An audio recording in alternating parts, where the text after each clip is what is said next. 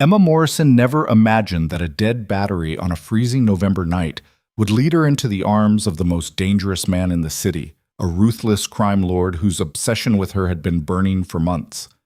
One ride, one dinner, one choice that would shatter everything she thought she knew about survival, love, and the thin line between protection and possession.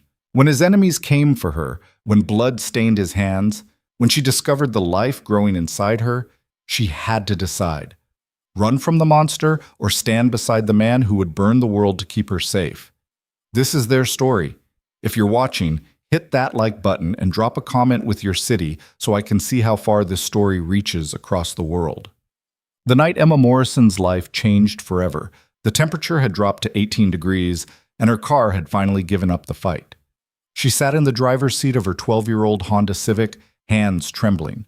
Not from the cold that was already seeping through the cracked window seal, but from the bone-deep exhaustion that had become her constant companion. The dashboard lights had flickered twice, then died completely, taking with them the last reserves of heat from the struggling engine. No, no, no, no! Emma turned the key again. The engine made a pathetic clicking sound, like it was mocking her. Please, not tonight. But the car was as dead as her bank account, as dead as the dream she'd buried 6 months ago when her mother's medical bills had finally stopped coming, because there was no one left to treat. Emma pressed her forehead against the steering wheel and tried not to cry. She was so damn tired of crying. Through the windshield, she could see the emergency room entrance of St. Catherine's Hospital, warm light spilling out onto the frost-covered parking lot. She'd just finished a double shift, 16 hours of emptying bedpans, checking vitals, dodging the wandering hands of patients who thought scrubs meant she was fair game, and smiling through it all because she needed this job. She needed the money. She needed every single dollar of the $2,847 she cleared each month after taxes, because $2,100 went straight to the medical debt collectors who called her 3 times a day, and the rest went to rent, ramen noodles, and the gas to get her to the next shift. Except now she didn't even have gas money, because her car was dead, and the tow truck would cost at least $200 she didn't have, and a sharp rap on her window made Emma jump so hard she hit her knee on the steering column. A man stood outside her car. Not just any man. Even through the fog on her window, even in the dim orange glow of the parking lot lights, Emma could tell this wasn't someone who belonged in the employee section of a hospital parking lot at 11:47 on a Tuesday night. He was tall, well over 6 feet, and wore a black wool coat that probably cost more than her car had when it was new. Dark hair, perfectly styled, sharp features that looked carved rather than grown, and eyes that, even at a distance, seemed to cut through the glass and the cold in every defense she'd ever built. Emma's hand moved to the door lock, but it was already engaged. Had been since she'd parked 7 hours ago, because this wasn't the best neighborhood, and she'd learned to be careful. The man knocked again, gentler this time. Then he stepped back, giving her space, and lifted his hand slightly, a gesture of peace. Against every instinct screaming at her to stay locked in her dead car until the sun came up, Emma cracked the window half an inch. Car trouble? His voice was accented, Russian, maybe, and smoother than any voice had a right to be at this hour. I'm fine. Thank you. Emma's voice came out steadier than she felt. You're shaking. It wasn't a question.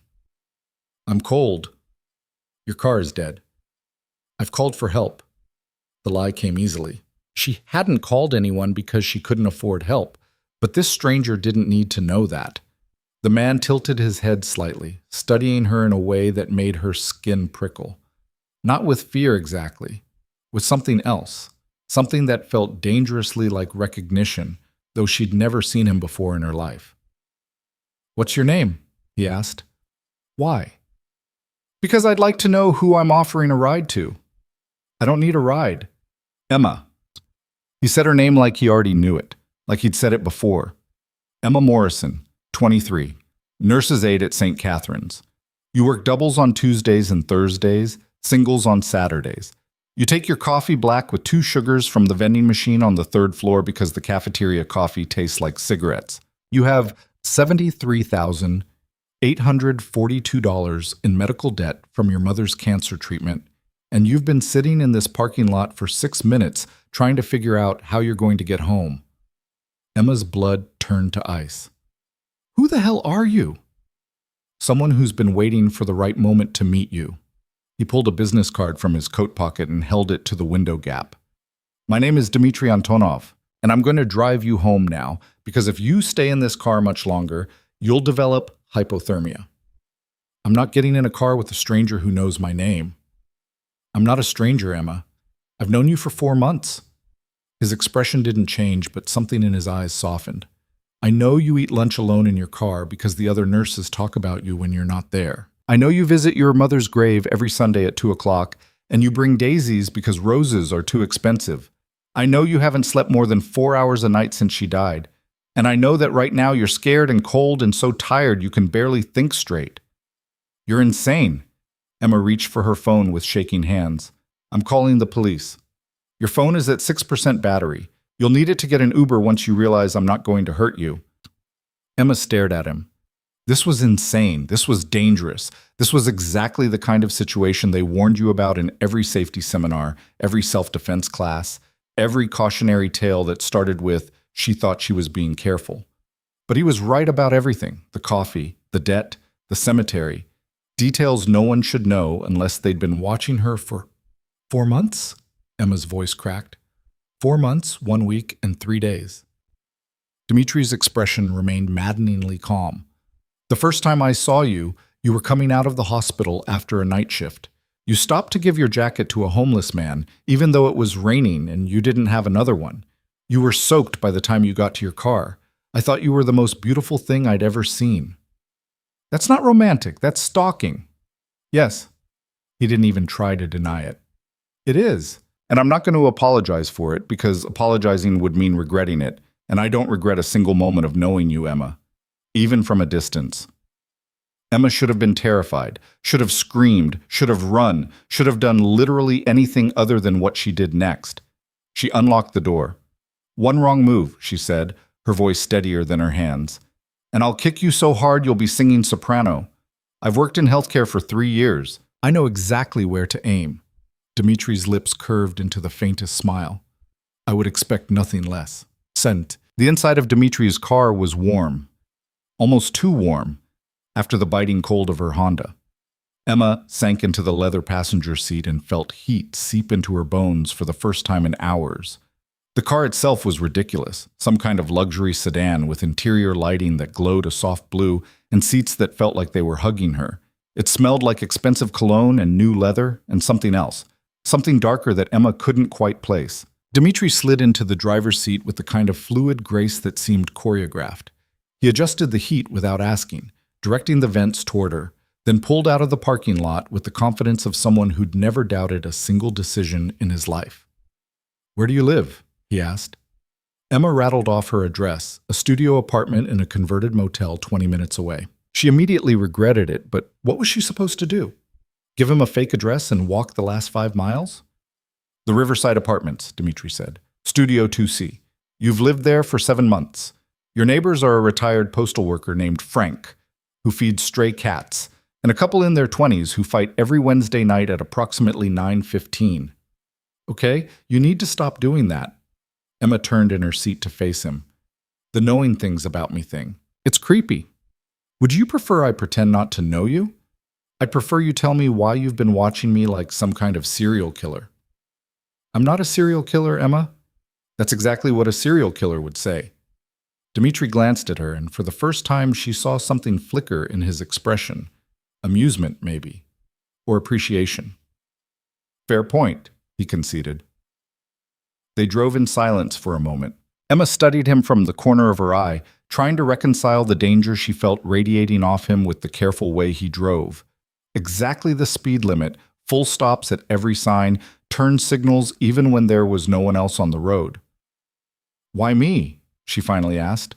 Why not you? Because I'm nobody. I'm a nurse's aide with debt up to my eyeballs, a dead car, and scrubs that smell like hospital bleach. I eat 79-cent ramen for dinner, and I haven't bought new clothes in 2 years. Men like you, she gestured at him, at the car, at everything he represented, don't notice women like me. Men like me, Dmitry said quietly, notice everything, especially things worth noticing. That's not an answer. It's the only answer I have right now. He turned onto her street.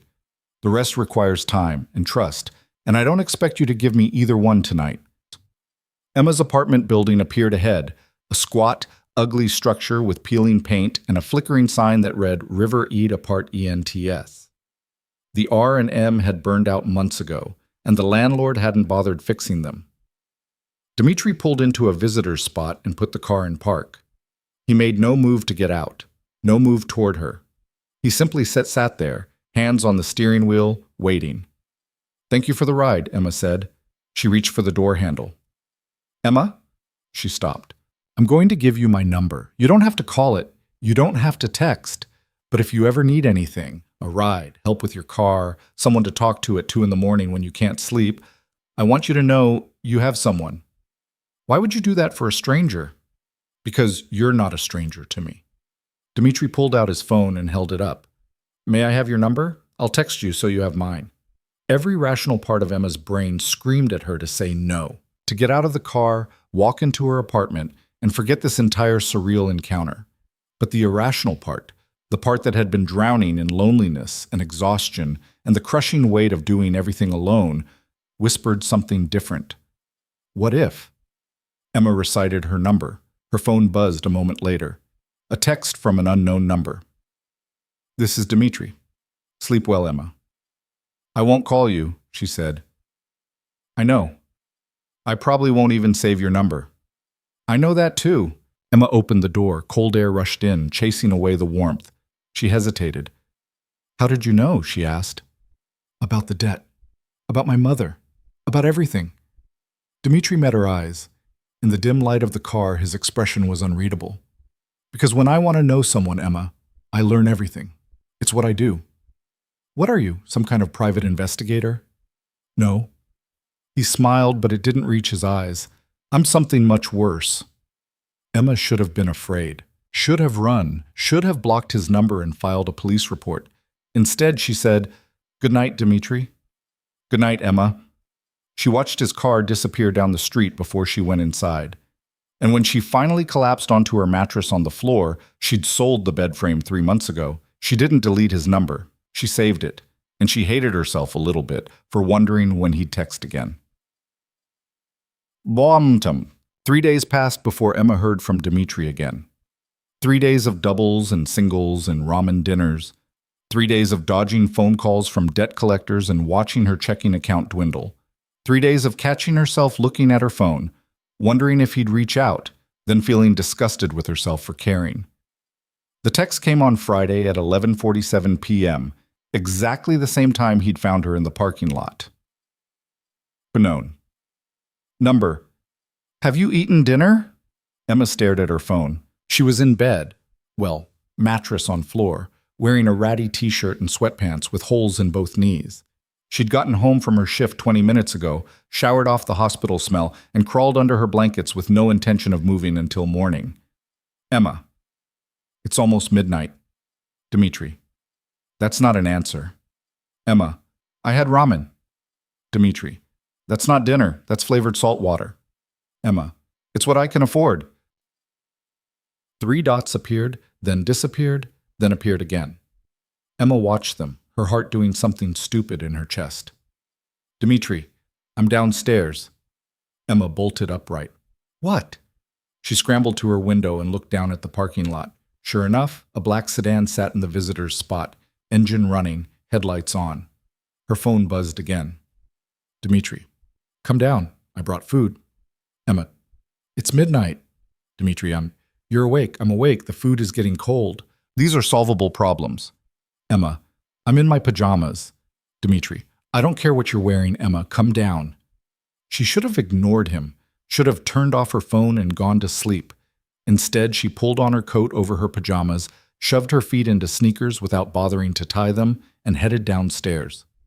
Dmitri was leaning against his car when she emerged, holding 2 paper bags that smelled like heaven. Real food. Actual, hot, not from a packet food. "You're insane," Emma said by way of greeting. "So you've mentioned." He handed her one of the bags. "Thai food. I didn't know what you liked, so I got pad thai, green curry, spring rolls, and mango sticky rice."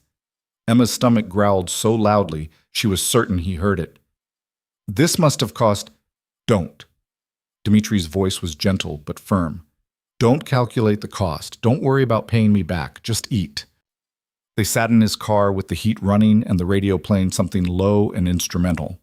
Emma tried to eat slowly, to maintain some dignity, but she was starving and the food was incredible, and she couldn't remember the last time someone had done something this kind for her without expecting anything in return. This is really good, she mumbled around a mouthful of pad thai. There's a place in the city. They know me. Dimitri wasn't eating. He was watching her, that same intense focus from 3 nights ago. I can take you there sometime, if you'd like. Why are you doing this? Because you're eating ramen for dinner when you work 16-hour shifts saving lives. I'm not saving lives. I'm a nurse's aide. I take blood pressure and change sheets. You held Mrs. Patterson's hand for 20 minutes last Tuesday while she waited for her daughter to arrive. You talked to her about her garden and her grandchildren, and you made her laugh even though she was scared. Dimitri's voice was soft. You saved her from being alone in a moment when alone is the scariest thing in the world. That's saving a life, Emma. Emma's throat tightened. How did you— I told you. When I want to know someone, I learn everything. That's still creepy. I know. He didn't apologize. They ate in comfortable silence. Emma worked her way through the pad thai and started on the curry while Dimitri finally picked at the spring rolls. The car was warm, the music was soothing, and for the first time in 6 months, Emma felt something other than exhausted. Can I ask you something? She said. Anything. What do you do? For work, I mean. This car, the expensive coat, the ability to buy ridiculous amounts of Thai food at midnight. You're clearly not hurting for money. Dimitri was quiet for a long moment. When he spoke, his voice was careful. I run a business, import and export mostly, some investments, some consulting. That's the vaguest answer I've ever heard. It's the safest one. Emma turned to look at him, really look at him. The sharp suit under the expensive coat, the watch on his wrist that probably cost more than her yearly salary, the way he held himself like someone who'd never had to ask permission for anything. Are you a criminal? She asked. Dimitri's expression didn't change. Would it matter if I was? Yes, obviously. Why? Because I don't— Emma gestured helplessly. I'm a nurse's aide. I follow rules. I pay my taxes. I don't speed. I've never even gotten a parking ticket. I can't be involved with someone who— We're not involved, Emma. His voice was quiet. We're 2 people eating Thai food in a car. That's all. Is it? Dimitri met her eyes. In the dim light of the car's interior, his expression was raw in a way she hadn't seen before. No, he said. It's not. But I'm trying to give you the choice to walk away before it becomes something more. What if I don't want to walk away? Then I'll take you to dinner tomorrow night. Somewhere nice. Somewhere you can wear something other than pajamas and hospital scrubs. I don't have anything to wear to somewhere nice. I'll send you something. I'm not a charity case. Emma. Dimitri reached across the center console and took her hand. His touch was warm, firm, and sent electricity racing up her arm. You are the furthest thing from a charity case I've ever met. You work yourself to exhaustion to pay off debts that weren't even yours. You give your jacket to homeless men in the rain. You make dying women laugh in hospital rooms. You are extraordinary. And if I want to buy you a dress so I can take you to dinner, it's not charity. It's me being selfish because I want to see you in something beautiful, sitting across from me, without having to watch you through windows and parking lots. Emma's breath caught. You're really good at this. At what? Saying things that make it impossible to say no. Dimitri's lips curved into a small smile. Is that a yes to dinner? It's a maybe. Emma squeezed his hand once, then pulled away. Ask me again tomorrow, when I've had sleep and can think clearly. Fair enough? Emma gathered the empty containers and reached for the door handle. Then she stopped. Dimitri? Yes? Thank you. For the food. For the ride the other night. For— She trailed off, not quite sure how to finish. For seeing you? He offered quietly. Yeah, for that. Emma got out of the car and walked back to her apartment. When she reached her door, she turned back. Dmitri was still sitting in his car, watching her, making sure she got inside safely. She lifted her hand in a small wave. He raised his in return. And when Emma finally fell asleep that night, full and warm for the first time in recent memory, she dreamed of dark eyes and dangerous promises and the feeling of being seen by someone who looked at her like she mattered. The dress arrived the next morning. Emma had just finished her overnight shift and was trudging up the stairs to her apartment when she saw the box. Large, black, tied with a silver ribbon that probably cost more than her weekly grocery budget. Her name was written on the card in elegant script. For tonight, if you'll have me, D. Emma carried the box inside with trembling hands. She shouldn't open it. She should send it back. She should text Dmitri and tell him this was too much, too fast, too everything. She opened it. The dress was midnight blue, the color of the sky just before full dark. Silk. Simple in design, but clearly expensive. The kind of expensive that didn't need logos or labels because the quality spoke for itself. It came with shoes. Heels, delicate and elegant. And a clutch that matched perfectly. Emma's phone buzzed. Dmitri. I'll pick you up at 7. We have reservations at 8. Emma. I haven't said yes yet. Dmitri. You opened the box. Emma. How did you know that? Dmitri. Because I know you, Emma, and you're curious. You're careful and smart, and you know this is dangerous. But you're also tired of being alone, and I'm offering you one night where you don't have to be. Emma stared at the dress, at her reflection in the mirror, scrubs, messy hair, exhaustion etched into every line of her face. When was the last time someone had made her feel like this? Wanted, seen, worth the effort. Emma. 7 o'clock. Don't be late. Dmitri. I wouldn't dream of it. Dmitri arrived at 6:58 p.m. Emma watched from her window as he got out of the car. Not the sedan from last night, but something sleeker, lower. The kind of car that purred instead of hummed. He wore a black suit with a black shirt, no tie. He looked like sin and salvation wrapped in expensive Italian fabric. Emma took one last look at herself in the mirror. The dress fit perfectly. The shoes were surprisingly comfortable. She'd done her makeup with the ancient collection she'd bought for her mother's funeral and barely touched since. Her hair was down, falling past her shoulders in waves she'd coaxed from her usual messy bun. She looked like someone else, someone who belonged in nice restaurants and luxury cars and the company of dangerous men. The knock on her door came exactly at 7. Emma opened it. Dmitri went completely still. His eyes traveled from her face to her dress to her shoes and back again, and something in his expression cracked open, just for a moment, revealing hunger so intense Emma felt it like a physical touch. Emma. Her name came out rough, reverent. You're devastating. It's the dress. No.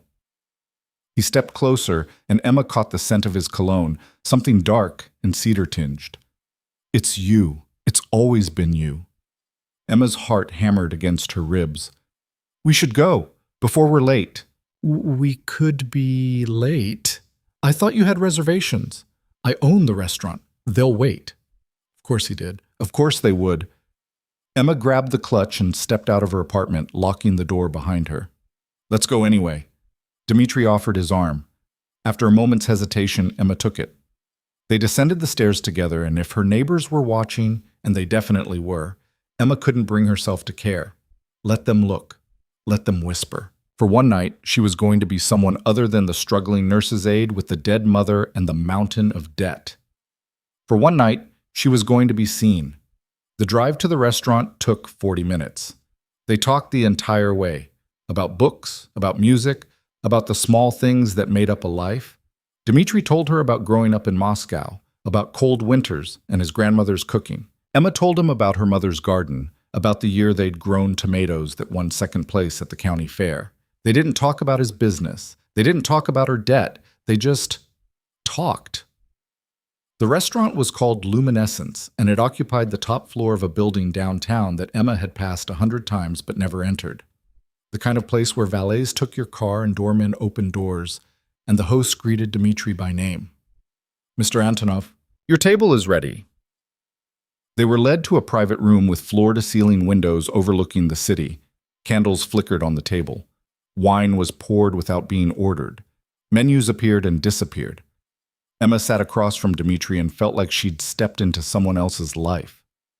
"This is too much," she whispered. "This is the bare minimum of what you deserve." Dmitri raised his wine glass. "To new beginnings."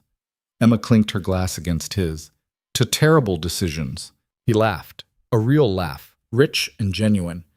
"I'll drink to that." The food was exquisite. Course after course of things Emma couldn't pronounce but tasted like art. Dmitri explained each dish, told her the stories behind them, made her laugh with tales of culinary disasters from his youth. "You can cook?" Emma asked, incredulous. "I can burn water with impressive consistency, but I appreciate those who can't." He gestured to the plates before them. Hence the restaurant ownership. "How many restaurants do you own?" "4 in this city, 7 total." "What else do you own?" Dmitri's expression shifted slightly. Still warm, but guarded. "Many things, Emma. Not all of them I'm proud of. But you're proud of the restaurants." "I'm proud of anything that creates beauty. Food, art, architecture." His eyes held hers. "Beautiful women in blue dresses who let me take them to dinner." Emma felt heat rise in her cheeks. "You're very smooth." "I'm very honest." Is that what this is? Honesty? What do you want it to be?" Emma set down her fork. "I want to know what I'm getting into. I want to know why a man like you is interested in a woman like me. I want to know what happens when this dinner ends and we go back to real life." Dmitri was quiet for a long moment. Then he stood, walked around the table, and knelt beside her chair so they were eye level. "Real life is what we make it, Emma, and what I want to make with you is something real, something that doesn't end when the check comes." He took her hand. "I know you're scared. I know I come with complications you can't possibly understand yet, but I also know that from the moment I saw you give away your jacket in the rain, I haven't been able to think about anything but you.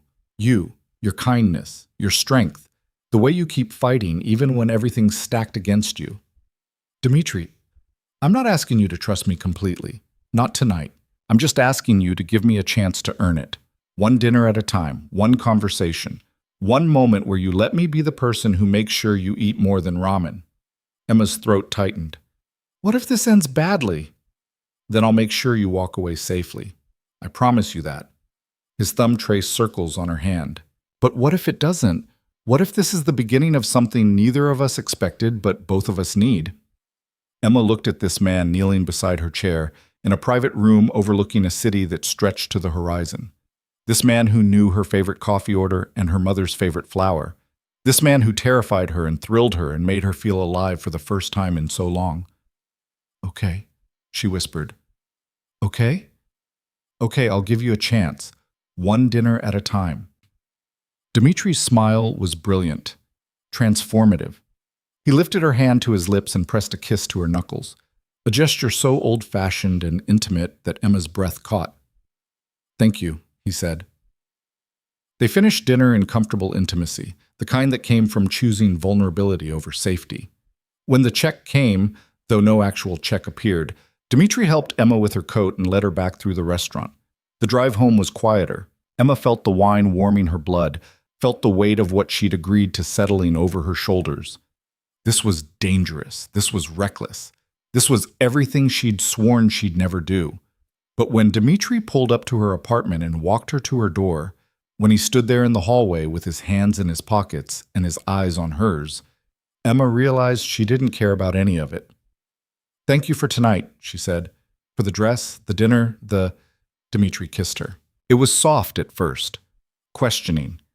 His hand came up to cup her cheek, and Emma felt herself melting into him, her hands finding his chest, feeling his heart racing beneath the expensive fabric. Then the kiss deepened, became something more urgent, more desperate. Emma pressed herself against him and felt him shudder, felt his control slip for just a moment before he pulled back, breathing hard. "I should go," he said, voice rough. "You should." Neither of them moved. "Emma, stay." The word was out before she could stop it.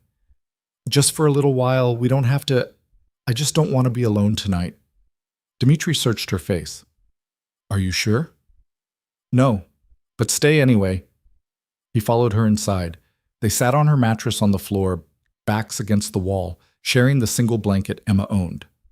They talked until 3 in the morning about everything and nothing, about childhoods and dreams and the people they'd lost. Dmitri told her about his father, dead for 10 years. Emma told him about her mother's last days. They traded sorrows like currency, building something fragile and real between them. When Emma finally fell asleep, her head on Dmitri's shoulder, she felt safe for the first time since she couldn't remember when. And when she woke at dawn, Dmitri was gone. But there was a note on her pillow. Had to leave for work. Lock your door. Eat breakfast. Text me when you're awake. D. Under the note was $500 in cash. Emma's first instinct was to be angry, to feel bought. But then she saw the second note underneath. Not charity, not payment. Just me making sure you eat something other than ramen while I figure out how to fix your car. Please don't fight me on this. D. Emma sat on her mattress, holding the money, and felt something crack open in her chest. This was dangerous. This was reckless. This was going to end badly. But for the first time in a year, she had $500 and a full stomach and someone who cared if she ate breakfast. For the first time in a year, she wasn't alone. Emma picked up her phone and texted, "I'm awake. Thank you for everything." The response came immediately. "Have dinner with me tonight?" Emma smiled. "What time?" "I'll text you the details. Wear something comfortable. We're staying in." "In where?" "My place. I want to cook for you." "You said you burn water." I said I burn water with impressive consistency. I never said I'd stop trying to improve." Emma laughed out loud in her empty apartment. 7 o'clock? Perfect. I'll send a car. Dmitri? Yes? I'm terrified. Good. So am I. What are we doing? Something reckless, something dangerous, something that feels right despite everything that says it shouldn't. Emma stared at her phone for a long moment. Then she typed, "I'll see you at 7. I can't wait." Emma set down her phone and looked around her tiny apartment, at the mattress on the floor, at the empty fridge, at the pile of bills on the counter that she still couldn't pay. This was her life. This was her reality. But tonight, for a few hours, she was going to step into someone else's. Someone who wore silk dresses and ate in private dining rooms and let dangerous men kiss her in hallways. Tonight, she was going to let herself believe that maybe, just maybe, something good could come from something reckless. Emma got up, pocketed the cash, and headed for the shower. She had a feeling she was going to need all the courage she could muster for what came next. The car that arrived at 6:30 was not driven by Dmitri. Emma stood at her window, watching as a sleek black SUV pulled into the parking lot. The driver who emerged wore a dark suit and moved with the kind of precision that suggested military training. He opened the back door and waited, perfectly still, perfectly patient. Emma's phone buzzed. "Dmitri, that's Marcus. He works for me. I trust him with my life. More importantly, I trust him with yours." "Miss Emma, why aren't you picking me up yourself?" "Dmitri, because I'm at home burning our dinner and need every available minute to make it edible. Marcus will bring you safely to me, I promise." Despite her nervousness, Emma smiled. She'd spent the entire day oscillating between excitement and terror, trying on 3 different outfits before settling on jeans and a soft sweater. Comfortable, like Dmitri had suggested, but still nice enough that she didn't feel completely out of her depth. She grabbed her purse and headed downstairs. Marcus nodded as she approached. "Miss Morrison, I'm Marcus Volkov. Mr. Antonov asked me to drive you this evening." "Thank you." Emma slid into the back seat, noting the leather interior, the tinted windows, the subtle division between front and back that offered privacy. The drive took longer than she expected. They left her neighborhood, wound through the city center, then climbed into the hills where houses became estates and gates became necessary. Emma watched the world transform outside her window, from struggling to surviving to thriving, and felt increasingly out of place. Finally, Marcus turned down a private drive lined with trees whose branches formed a canopy overhead. At the end sat a house that made Emma's breath catch. It wasn't a mansion in the ostentatious sense. It was modern, all clean lines and enormous windows, built into the hillside so it seemed to emerge from the landscape itself. Warm light glowed from inside, and Emma could see the city stretched out below, like a carpet of stars. "We've arrived, Miss Morrison." Marcus opened her door. This is where Dimitri lives? Yes, ma'am. Emma stepped out, her legs unsteady. The front door opened before she reached it, and there was Dimitri, wearing jeans and a black t-shirt, looking somehow more dangerous in casual clothes than he had in his expensive suits. Emma! He smiled, genuine and warm. Welcome. Your home is beautiful. Wait until you see the kitchen. I've turned it into a war zone. He took her hand and led her inside. The interior was as stunning as the exterior. High ceilings, minimalist furniture, art on the walls that Emma suspected was worth more than she'd earn in a lifetime. But Dimitri led her past all of it, through a living room with floor-to-ceiling windows, to a kitchen that was indeed in a state of controlled chaos, pots on every burner, vegetables in various states of preparation, something that might have been sauce splattered across the counter. And in the middle of it all, a cookbook open to a page titled Simple Pasta Primavera. Emma burst out laughing. You're mocking my suffering, Dimitri said, but he was grinning. You own 4 restaurants and you're making pasta from a cookbook? I own restaurants. I don't cook in them. There's a significant difference. He handed her a glass of wine. Also, I may have been overly optimistic about my abilities. What were you trying to make? Something impressive. Something that would make you think I was talented and cultured and worthy of your time. And instead? Instead, I've made a mess and ordered backup. He gestured to his phone on the counter. There's a very nice Italian place that delivers. They know me. They'll be here in 30 minutes. Emma set down her wine and rolled up her sleeves. Or I could help you finish what you started. You don't have to do that. I want to. She surveyed the damage. Besides, if we're doing this, whatever this is, you should know that I'm a pretty decent cook. My mom taught me. It was one of the things we did together before she got sick. Something shifted in Dimitri's expression, softened. Then I would be honored to have your help. They worked side by side, and Emma fell into the familiar rhythm of cooking. She salvaged the sauce, showed Dimitri how to properly chop vegetables, rescued the pasta from the brink of mushiness. They moved around each other with surprising ease, and somewhere between the garlic and the wine and the laughter, Emma forgot to be nervous. Taste this, she said, holding up a spoonful of sauce. Dimitri leaned in, his eyes on hers, and tasted. Perfect. The sauce or the moment? Both. They ate at the kitchen island rather than the formal dining room, plates piled high with pasta. More wine poured, conversation flowing as easily as it had the night before. Dimitri told her about buying the house 3 years ago, about the architect who'd designed it, about the view from the bedroom at sunrise. I'd like to show you sometime, he said quietly. Emma's heart skipped. The sunrise? Everything. All of it. Every room in this house, every view, every piece of art I've collected because it reminded me of beauty I couldn't quite name until I met you. Dimitri, I know this is fast. I know you barely know me, but Emma, I haven't felt this alive in years. Maybe ever. He reached across the island and took her hand. You make me want to be someone different, someone better. You don't have to be different for me, don't I? His thumb traced circles on her palm. What if the person I am isn't someone you can accept? What if you let me decide that for myself?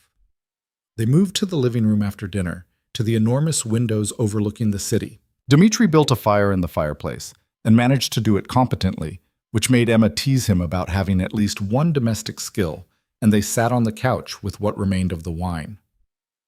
Can I ask you something? Emma said. Anything. The other night, you said you were something worse than a private investigator. What did you mean? Dimitri was quiet for a long moment. The firelight played across his features, highlighting the sharp angles of his face. Are you sure you want to know? Would I be asking if I wasn't? Some questions are better left unasked, Emma. Some answers change everything. I want to know anyway.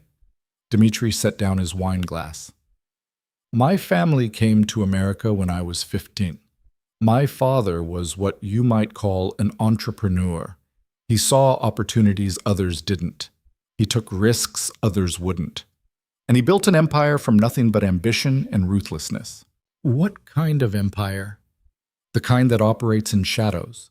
The kind that doesn't appear on tax returns or business licenses. Dimitri's voice was steady, almost clinical. When he died, that empire passed to me. I was 23, younger than you are now. I could have walked away, sold everything, started clean. But you didn't. No, I didn't. He turned to face her fully. I expanded it, refined it, made it more profitable and more dangerous than my father ever dreamed. And now I run an organization that controls everything from shipping to real estate to things I won't name because saying them out loud would make you complicit in knowing. Emma's mouth went dry. You're telling me you're a criminal. I'm telling you I'm a crime lord, Emma. There's a difference. A criminal breaks laws. A crime lord makes them irrelevant. The world seemed to tilt. Emma stood, needing distance, needing air. She walked to the windows and stared out at the city lights, her reflection ghostly in the glass. How many people have you hurt? She asked. More than I can count. Fewer than I could have. Have you killed anyone? Do you really want me to answer that? Emma closed her eyes. Yes. Then yes, I have. Not often.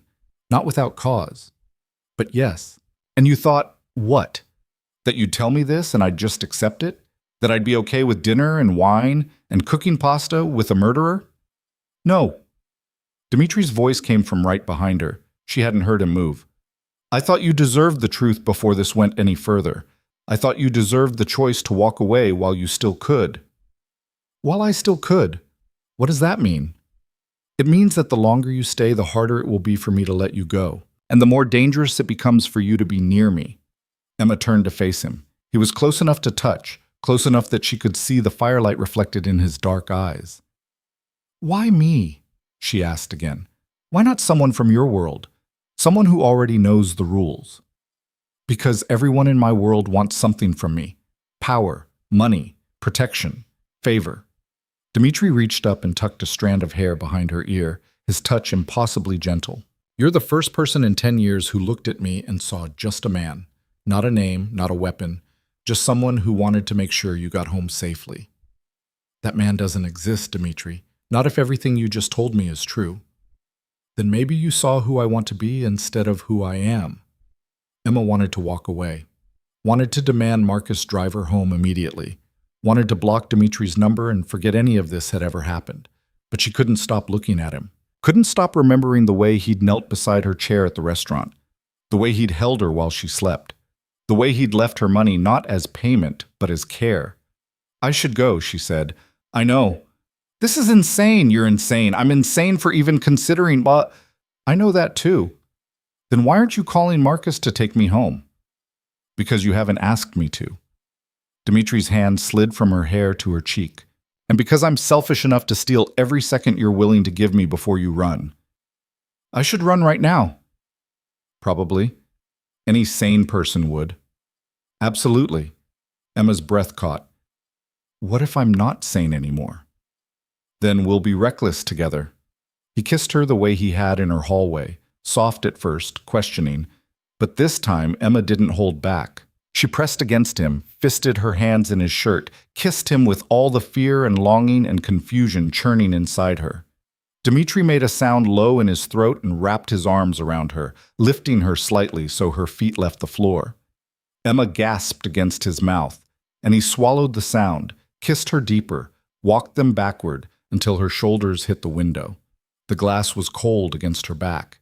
Dimitri was warm against her front. The contrast made her shiver, made her arch into him, made her forget every reason this was a terrible idea. Emma. Her name was a prayer and a curse. If you want me to stop, don't stop. We should talk about this, about what it means, about... Emma kissed him again, harder this time, and felt his control shatter. His hand slid under her sweater, hot against her skin. Emma tugged at his shirt, and he broke the kiss only long enough to pull it over his head. Bedroom, he managed. Here, Emma. Here, Dimitri. Now. They barely made it to the couch. Clothes disappeared between desperate kisses and fumbling hands. Emma had never felt like this. Consumed, desperate, fearless. She should have been terrified. Should have been thinking about consequences and tomorrow and everything that could go wrong. Instead, she was thinking about Dimitri's hands on her body, his mouth on her throat, the way he whispered her name like she was something sacred. Afterward, they lay tangled together on the couch, the fire burning low, their breathing slowly returning to normal. Dmitri pulled a throw blanket over them and held Emma against his chest, his fingers tracing patterns on her shoulder. "I should regret this," Emma said quietly. "But you don't." "I should. Any rational person would. We've established you're not entirely rational anymore." Emma laughed despite herself. "This is your fault. I accept full responsibility." Dmitri pressed a kiss to her hair. "Stay tonight. Not for this, though I'd be lying if I said I didn't want you again. But stay, because I want to wake up with you. I want to make you breakfast. I want to show you the sunrise from the bedroom you haven't seen yet. I have work tomorrow. Call in sick." "I can't afford to call in sick. I'll pay you whatever you'd lose."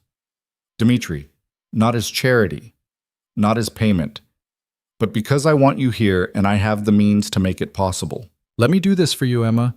Let me give you one day where you don't have to worry about money or debt or anything except being here with me." Emma should have said no, should have maintained some boundary, some sense of self-preservation. "Okay," she whispered instead. "Okay? One day, but tomorrow night I go home, back to reality." "Deal." Dmitri tightened his arms around her. "Though I'm going to do everything in my power to make you want to stay longer." They eventually moved to the bedroom, where the promised sunrise view was even more spectacular than advertised. They made love again, slower this time, learning each other's bodies with more patience.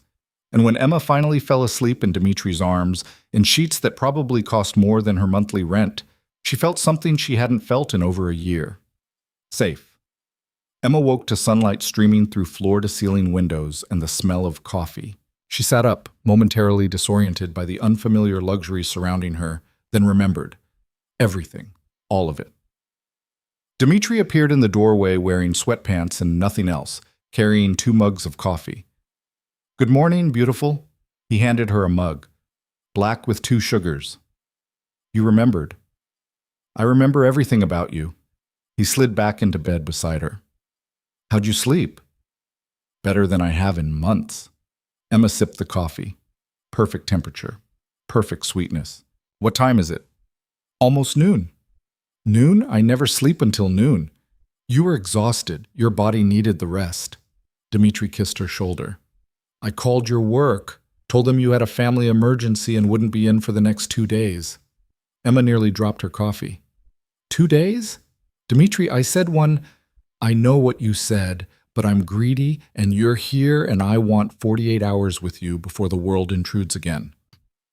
He took the mug from her hands and set it on the nightstand. "Let me be selfish. Let me keep you in this bed and feed you and make you laugh and show you what it's like to be worshipped the way you deserve."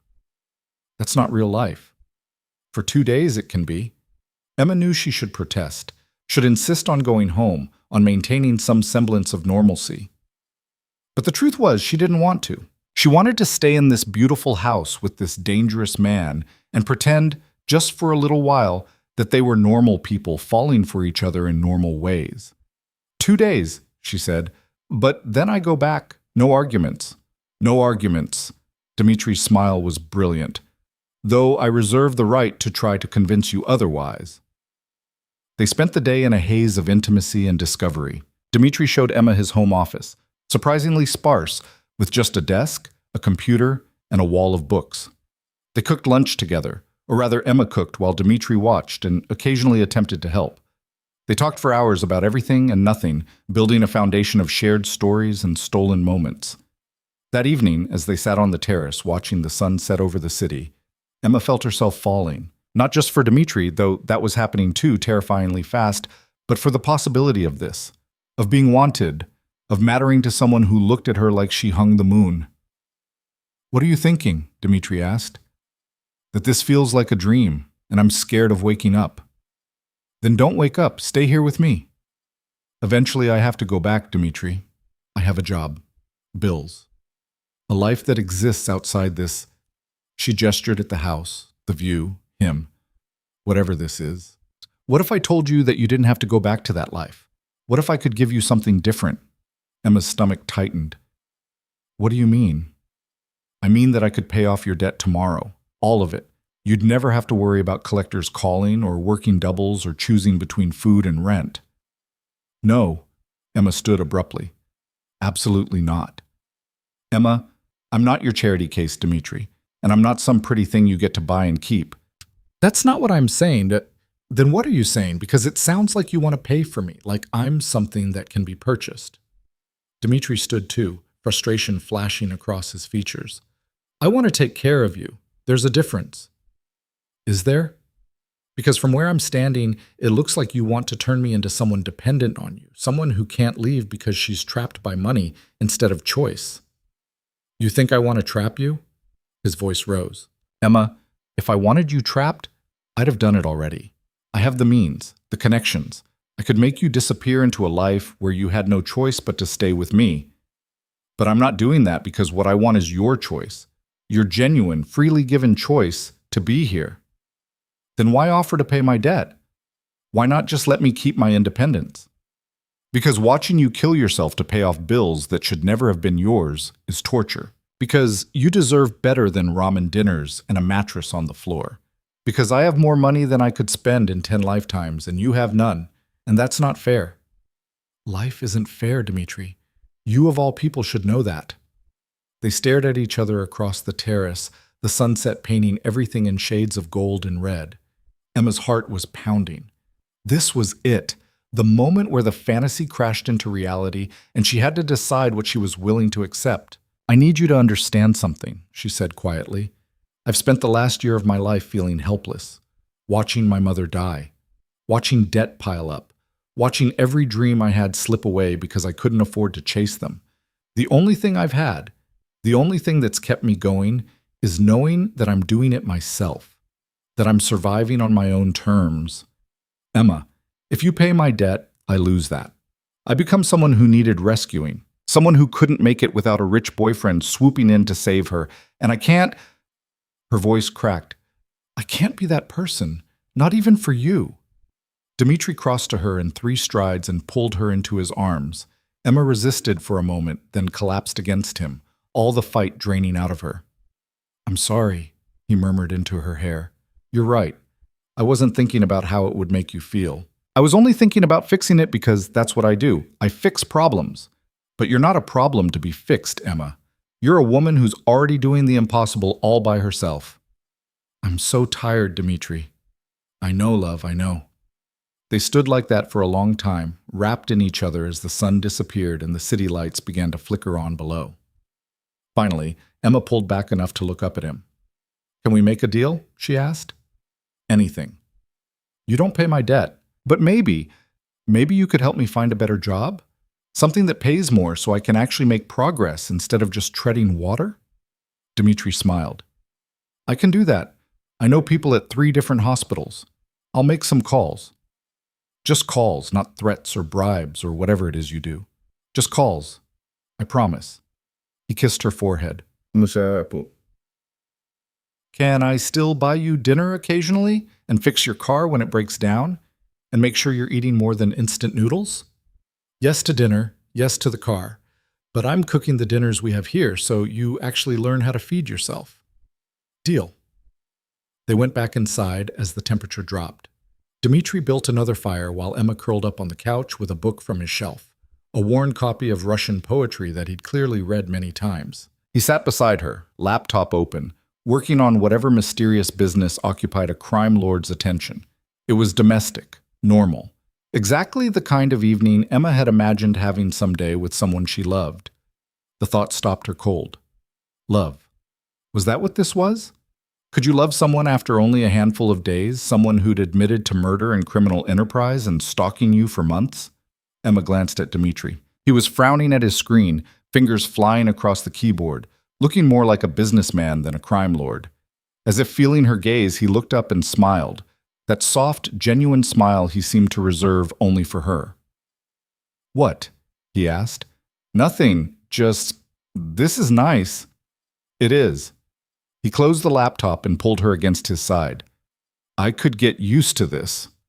Me too, Emma admitted. That's what scares me. Why?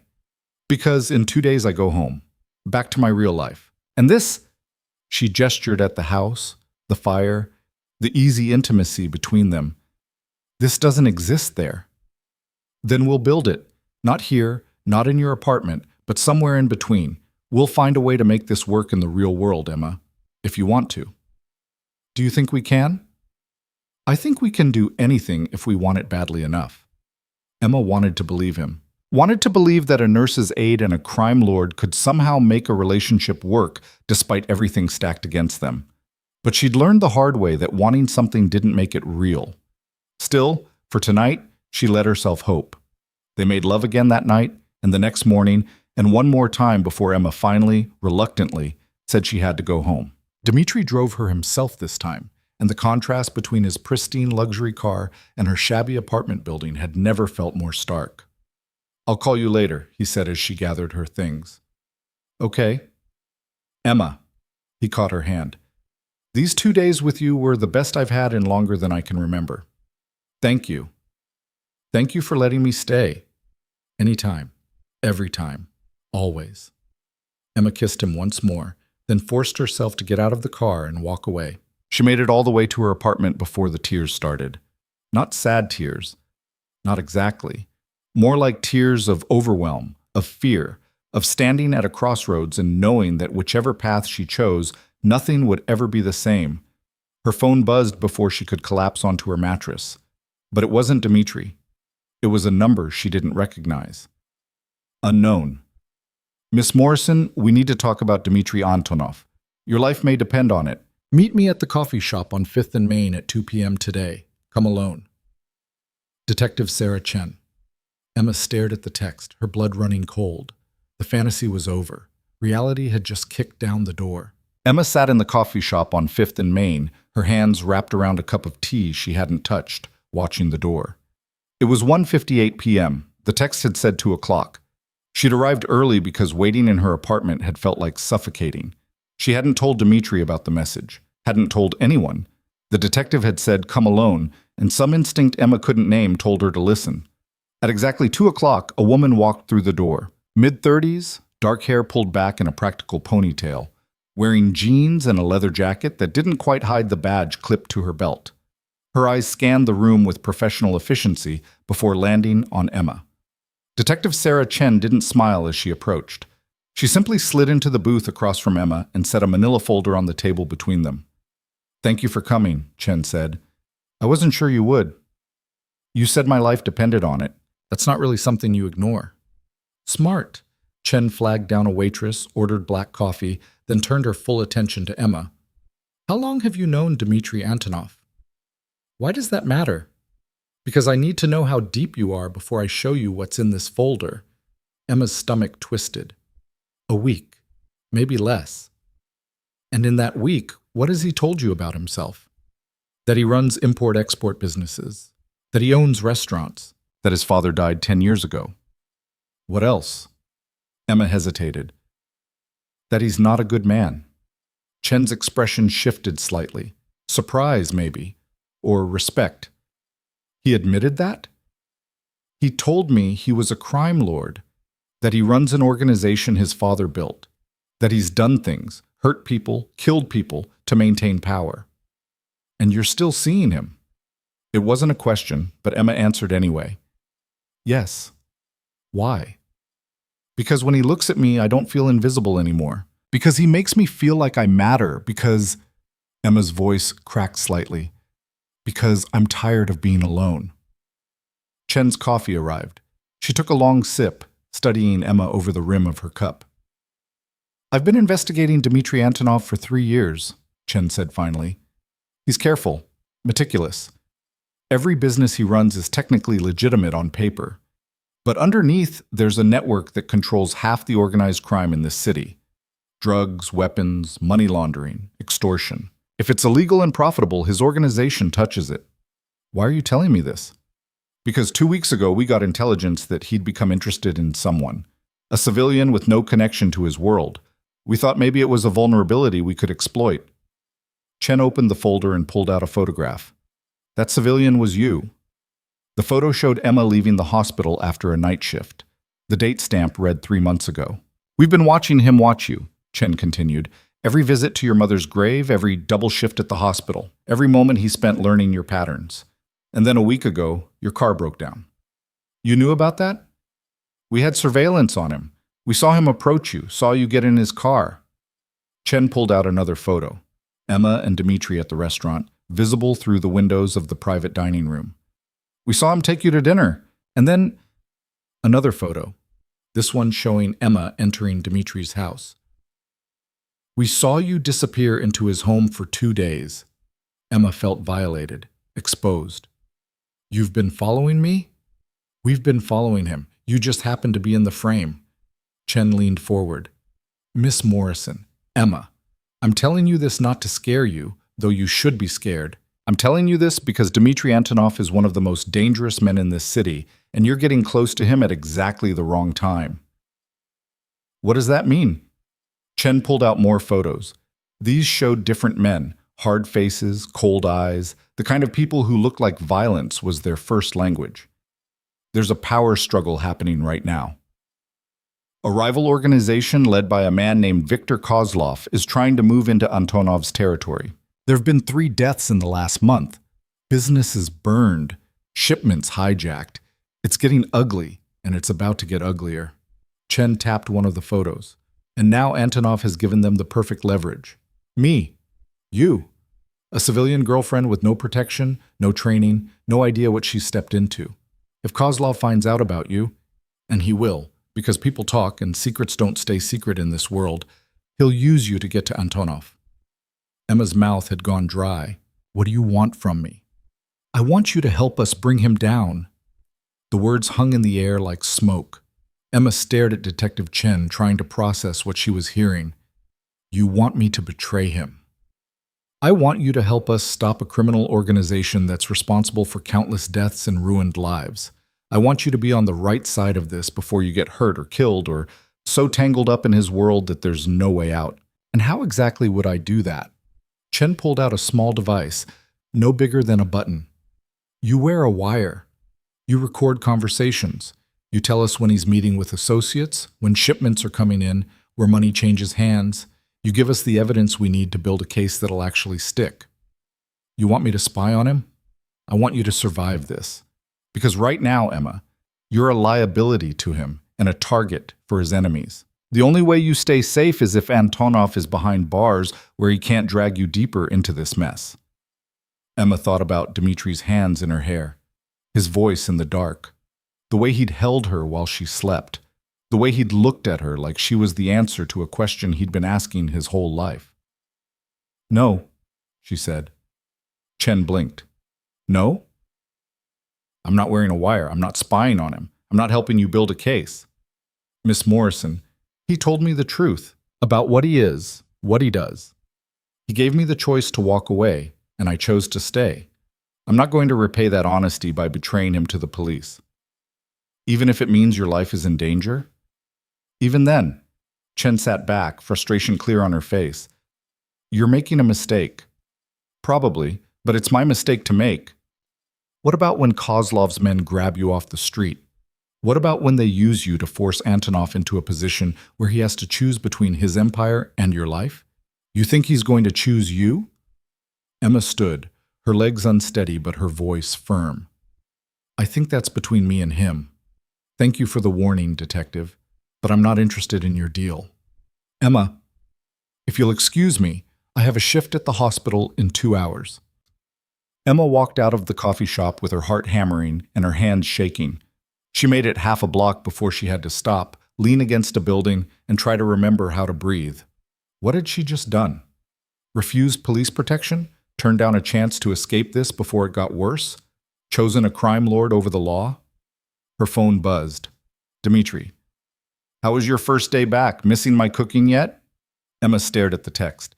She should tell him about Detective Chen, about the surveillance photos, about the rival organization and the power struggle and the target painted on her back.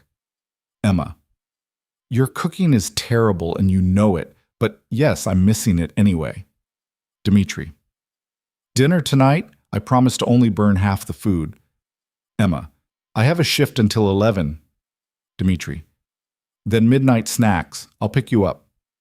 Emma should have said no, Should have created distance while she figured out what to do with the information Chen had dumped in her lap. Emma. Okay, see you then. She pocketed her phone and headed toward the bus stop, trying to ignore the feeling that she was being watched, trying to ignore the voice in her head that sounded a lot like her mother, asking what the hell she thought she was doing. The shift at the hospital was endless. Every patient seemed more demanding than usual. Every task took twice as long as it should, and Emma couldn't stop replaying Detective Chen's words in her head. You're a liability to him, and a target for his enemies.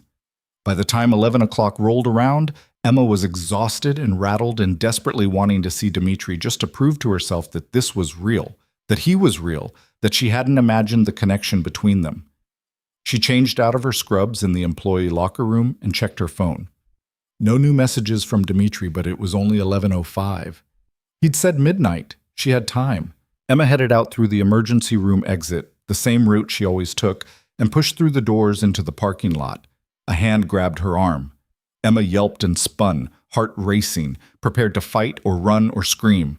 The man holding her arm was tall, broad-shouldered, with a scar running from his left eye to his jaw. He smiled, showing teeth that were too white, too perfect. Emma Morrison, he said in accented English, Russian, like Dimitri's, but harder somehow. We need to talk. Let go of me. Emma tried to pull away, but his grip was iron. I don't think so. You're coming with me. Like hell I am. A second man appeared from behind a van, moving with predatory silence. Emma opened her mouth to scream, but the first man's hand clamped over her face. No noise. You make noise. People get hurt. You understand? Emma nodded, terror flooding her system. Good. Now walk. Nice and calm. Just three friends heading to a car. They marched her across the parking lot to a black sedan with tinted windows. The second man opened the back door while the first one shoved Emma inside. She stumbled, caught herself against the far door, and immediately tried to open it. Locked. Both men slid into the front seats. The engine started. The car began to move. Who are you? Emma demanded, trying to keep her voice steady. What do you want? The scarred man glanced at her in the rearview mirror. I'm Alexei. This is Pavel, and what we want is to send a message to Dmitri Antonov. I don't know what you're talking about. Please don't insult us by pretending. We've been watching you. We know you've been staying at his house, sleeping in his bed, playing house like you're something special. Alexei's smile was cruel. You're not special, little girl. You're a tool, and we're going to use you. Emma's mind raced. Detective Chen's warnings echoed in her head. She'd said this would happen. She'd said Kozlov's people would come for her. Dmitri will kill you for this, Emma said, surprised by how calm she sounded. Maybe. Maybe not. Depends on how much you're worth to him. Alexei turned onto a side street, then another, moving away from the hospital, away from anything familiar. Viktor wants to meet you, wants to see what's so special about Antonov's new pet. I'm not his pet. No? Then what are you? His girlfriend, his lover. You think you're the first woman he's taken to bed? You think you matter to him beyond the convenience of having someone warm and willing? You don't know anything about us. I know that men like Dmitri Antonov don't fall in love, sweetheart. They collect, they possess, they use, and when they're done, they discard. Alexei's eyes met hers in the mirror. Question is, are you already used up, or does he still want you enough to negotiate? The car stopped in front of a warehouse in the industrial district. Pavel got out first, opened Emma's door, and hauled her out with one hand on her upper arm. His grip would leave bruises.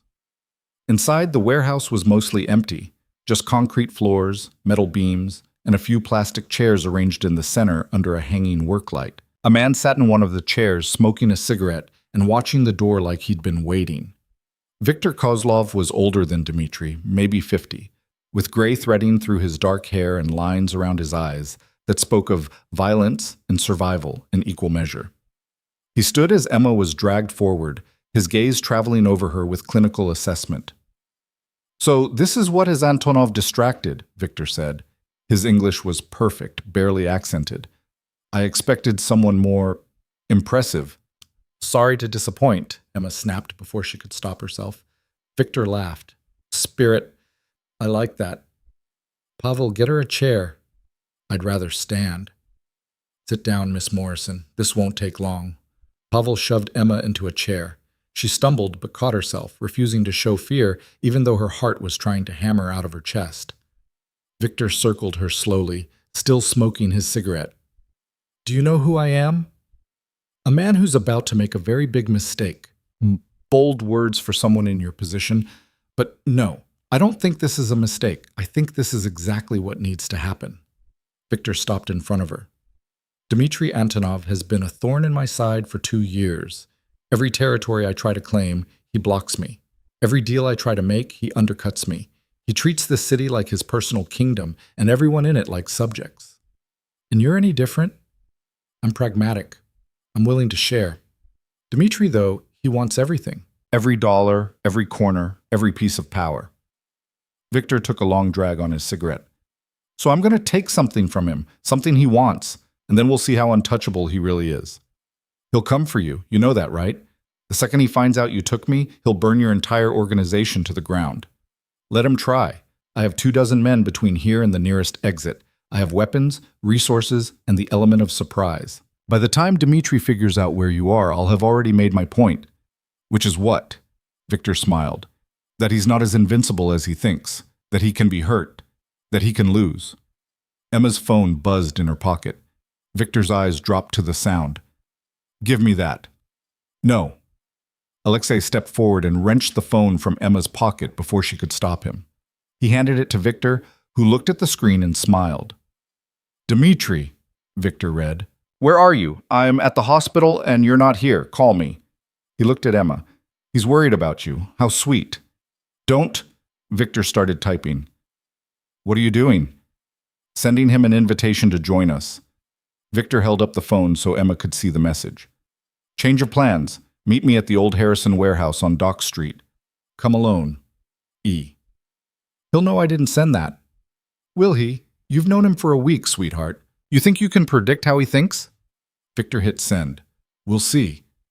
Emma's mind raced, trying to calculate odds, trying to think of a way out. But she was one exhausted nurse's aide surrounded by armed criminals in a warehouse in the middle of nowhere.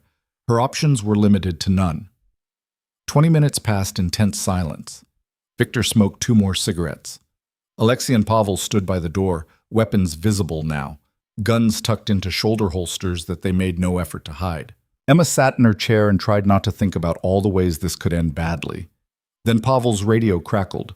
Boss, we got movement outside. Single vehicle approaching.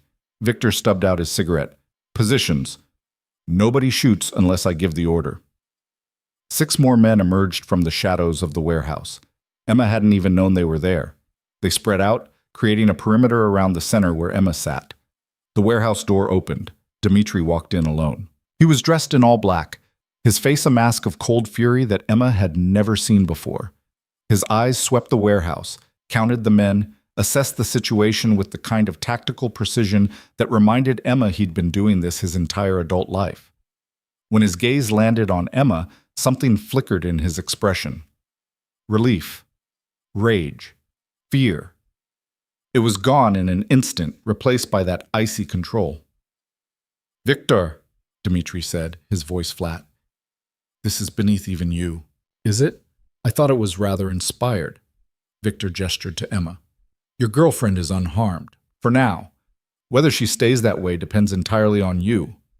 Let her go. In exchange for what? Whatever you want.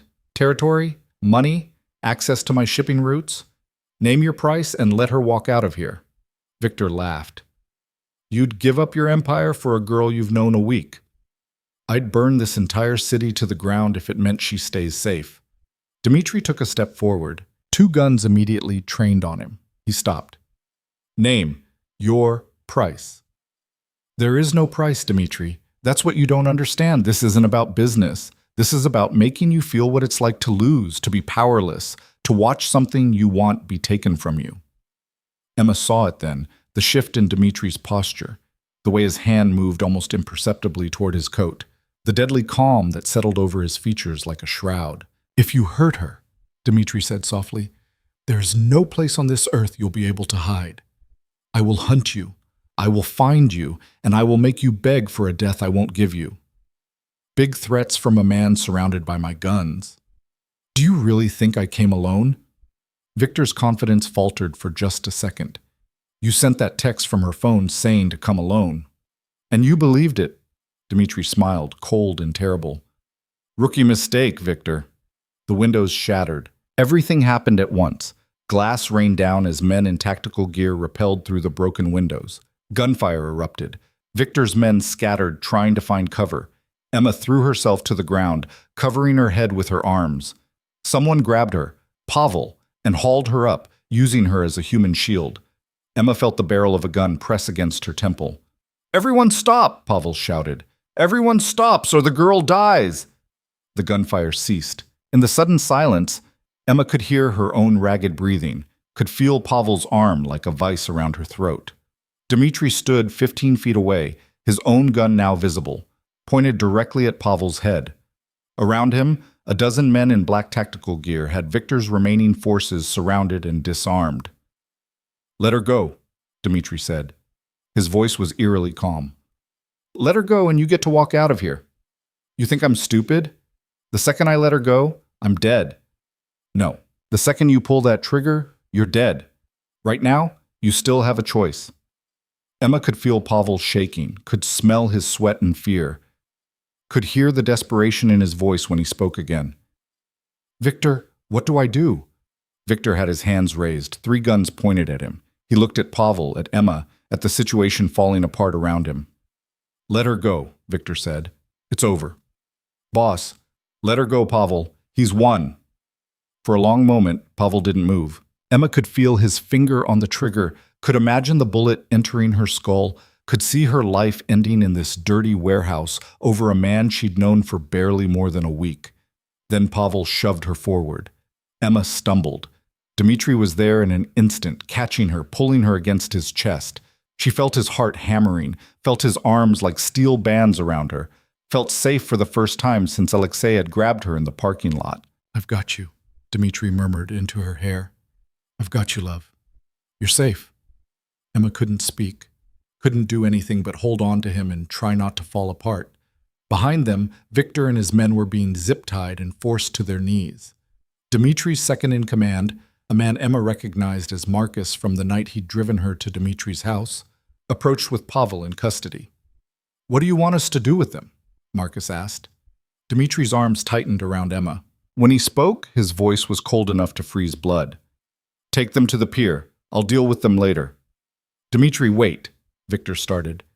"You pointed a gun at her head." Dmitri turned, and Emma could see the murder in his eyes. "You kidnapped her, threatened her, used her to get to me. There is no universe where you walk away from this, Victor. The only question is how long it takes you to die. Please, Marcus, get them out of my sight before I shoot them right here." Marcus nodded and gestured to his men. They dragged Victor and the others toward the back of the warehouse. Victor was shouting something, pleas, threats, bargains, but Emma couldn't focus on the words. Dmitri cupped her face in his hands, forcing her to look at him. "Are you hurt?" he asked. "Did they touch you, hurt you, do anything?" "I'm okay, scared, but okay. I'm sorry. I'm so sorry, Emma. This is my fault. I should have protected you better, should have seen this coming. Dmitri." Emma put her hands over his. "You came. You saved me. That's what matters. I almost lost you, but you didn't." He kissed her then, desperate and fierce, and full of all the fear he'd been holding back. Emma kissed him back, needing to feel alive, needing to prove to herself that this was real, and she was safe, and he was here. When they finally broke apart, Dmitri kept her close, one arm around her waist like he couldn't bear to let her go. "We need to leave," he said. "There'll be police here soon. My men will clean up, but you and I need to be somewhere else." "Where?" "Somewhere safe. Somewhere they can't find you." Emma thought about Detective Chen's warning, about the wire and the deal and the choice she'd made in the coffee shop to stay with Dmitri instead of turning him in. "Dmitri, there's something I need to tell you. Later. Right now, I just need to get you out of here." He led her to a car waiting outside. Not his usual sedan, but an armored SUV with tinted windows and a driver who looked like he'd walked out of an action movie. Dmitri helped Emma into the back seat and slid in beside her, immediately pulling her against his side. "Drive," he told the driver. "Route 3. Make sure we're not followed." The SUV pulled away from the warehouse. Emma watched through the rear window as the building disappeared into the distance, taking with it the last hour of terror and violence, and the moment she'd thought she might die. "What happens now?" she asked quietly. "Now I make sure this never happens again." Dmitri's jaw was tight. Victor and his organization are finished. By morning, there won't be anyone left who'd dare come after you. "You're going to kill them." "Yes." Emma should have been horrified, should have begged him to show mercy, to turn them over to the police, to do anything except what he was planning. Instead, she just nodded. Because the truth was, sitting in that warehouse with a gun to her head, she hadn't been thinking about mercy or justice or the right thing to do. She'd been thinking about Dmitri, about wanting to see him again, about wanting to live. And now, safe in his arms while his men cleaned up the mess and his enemies faced whatever brutal fate he'd planned, she couldn't bring herself to feel sorry for them. They drove for over an hour, taking a winding route through the city and out into the countryside. Finally, they pulled up to a house Emma had never seen, smaller than Dmitri's main residence, tucked into the woods with no neighbors for miles. "Safe house," Dmitri explained as he helped her out. "Only a handful of people know about it. You'll stay here until this is handled." "How long will that be?" "A few days, maybe a week." "I have work. I've already called the hospital, told them you had a family emergency and would be out for 2 weeks." Dmitri unlocked the front door and ushered her inside. "Your job will be waiting when you get back." I made sure of it. The house was furnished but impersonal, the kind of place meant for hiding, not living. Dmitri locked the door behind them, engaged the alarm system, then turned to Emma. "You're shaking," he said. Emma looked down at her hands. He was right.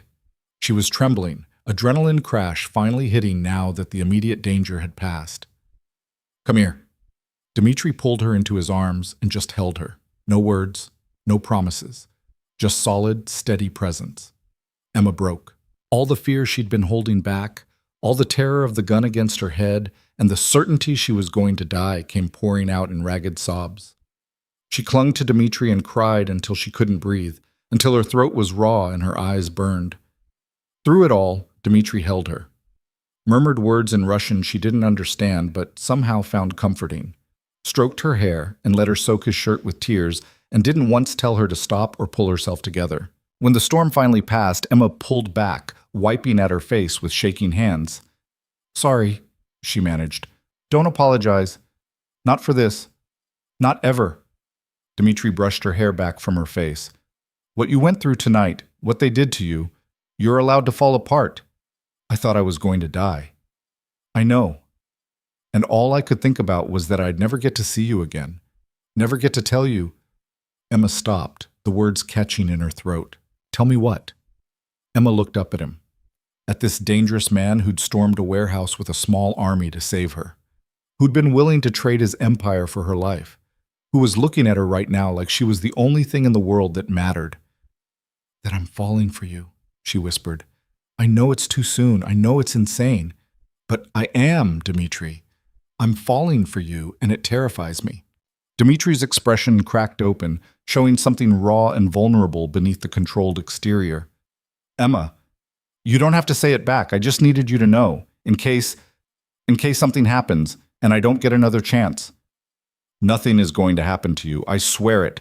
I will burn this entire world down before I let anyone hurt you again." "That's not healthy, you know. The burning down the world thing. I don't care about healthy. I care about you." Dmitri cupped her face in his hands. "I've spent 10 years building walls around myself, around my heart, telling myself I couldn't afford to care about anyone because caring meant weakness. But then I saw you in the rain, giving away your jacket, and something cracked. And every moment since then, every second I've spent learning you, knowing you, being near you, those cracks have gotten bigger until the wall is gone, and there's just you. Just this feeling I can't name and don't know how to handle but can't live without." "Dmitri, I'm falling too, Emma. Have been since that first night. Maybe before." He kissed her forehead. "And if that makes me weak, If that makes me vulnerable, I don't care. You're worth it. Emma kissed him, pouring everything she couldn't say into the contact. Dmitri responded with equal intensity, backing her toward the bedroom, hands already working at her clothes. They made love with desperation and relief tangled together. Emma needed to feel alive, needed to erase the memory of fear with the reality of Dmitri's body against hers. And afterward, lying in his arms in a safe house in the middle of nowhere, she finally felt like she could breathe again. "There's something I need to tell you," Emma said quietly. "Something that happened earlier today." "What?" "A detective contacted me. Sarah Chen. She showed me surveillance photos of us, of you. She told me about Victor and the power struggle and the danger I was in." Dmitri went very still. "When was this?" "This afternoon. She wanted me to wear a wire to help her build a case against you." "And?" "And I told her no." Emma traced patterns on his chest. "She wasn't wrong, though, about the danger, about what being with you means. Do you want to leave, now that you've seen what this life looks like?" Emma thought about it, really thought about it. About the gun to her head and the warehouse and the violence and the fear. About the fact that this was only the beginning, that there would be more threats, more danger, more moments where she might not make it out alive. "No," she said. "I don't want to leave. I want to stay. But I need you to promise me something. Anything. No more secrets. If there's danger, if someone's coming after you or me or us, I need to know. I need to be able to make informed choices about the risks I'm taking. I can do that. And I need you to teach me how to protect myself. I won't be helpless again. If I'm going to be in your world, I need to know how to survive in it." Dmitri was quiet for a long moment. Then he nodded. "I'll teach you, starting tomorrow. Self-defense, weapons training, situational awareness, everything you need to never feel helpless again." "Thank you." "Emma?" "Yeah?" "What we have, this thing between us, it's real for me. It's not about possession or control or having something beautiful to look at. It's about you, the person you are, the way you make me feel human again." Emma's throat tightened. "It's real for me, too." They fell asleep, tangled together, safe for the moment in a house no one else knew about. And when Emma woke in the middle of the night to find Dmitri sitting by the window with a gun in his lap, watching the darkness for threats, she didn't feel afraid. She felt protected. She felt chosen.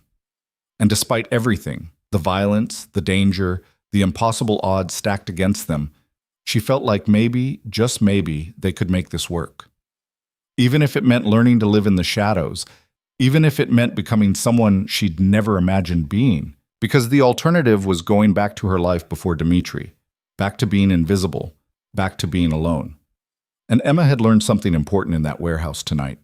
She'd rather face danger with Dmitri than safety without him, even if that made her reckless, even if that made her foolish, even if that made her someone she barely recognized anymore.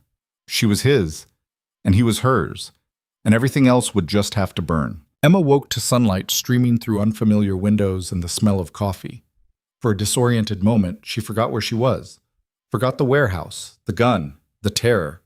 Then memory crashed back and she sat up, heart racing. "Easy." Dmitri appeared in the doorway carrying 2 mugs. "You're safe. We're at the safe house, remember?" Emma nodded, accepting the coffee he offered. Her hands were steadier than they'd been last night, but the memory of Pavel's gun against her temples still made her stomach clench. "What time is it?"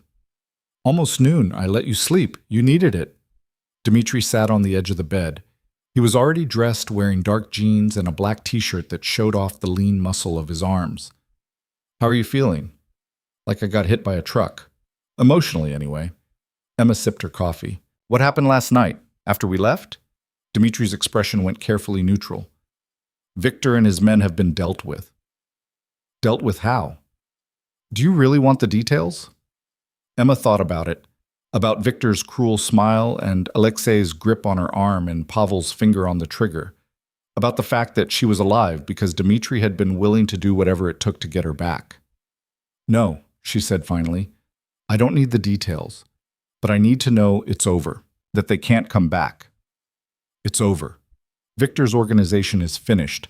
The few who survived are running scared or swearing loyalty to me. No one is coming after you again.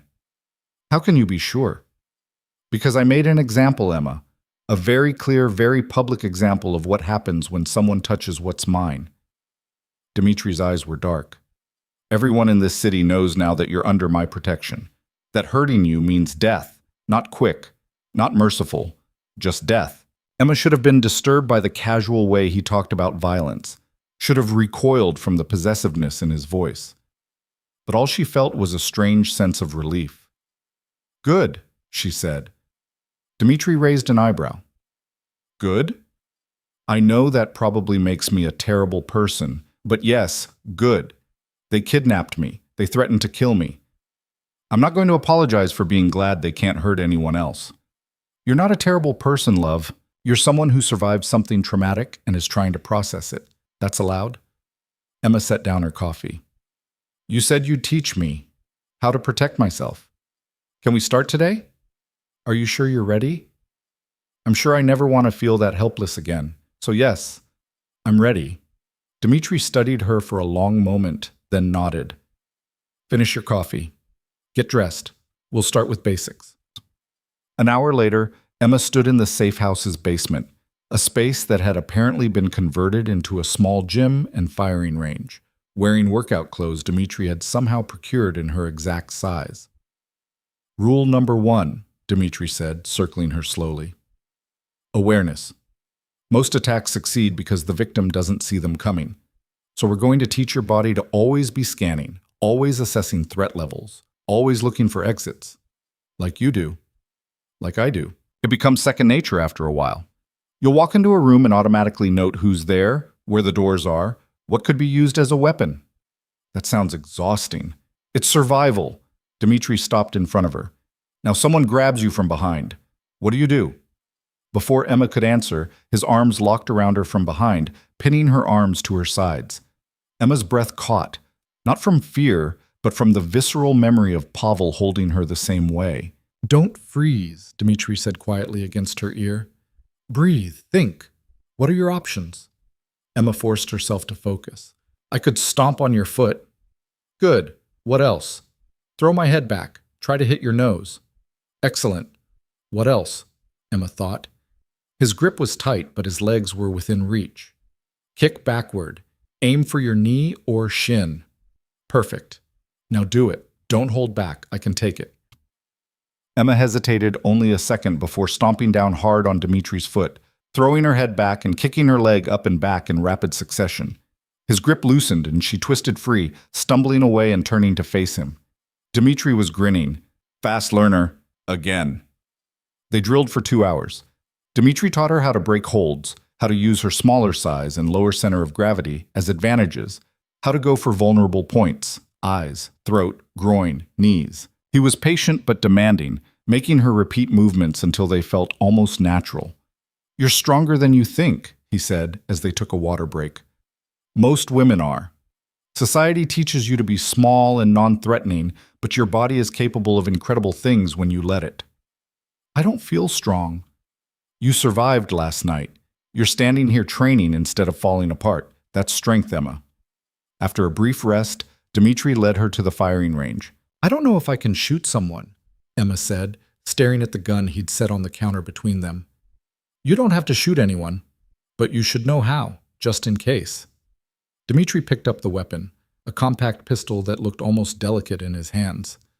This is a Glock 43, 9mm, light, easy to handle, reliable.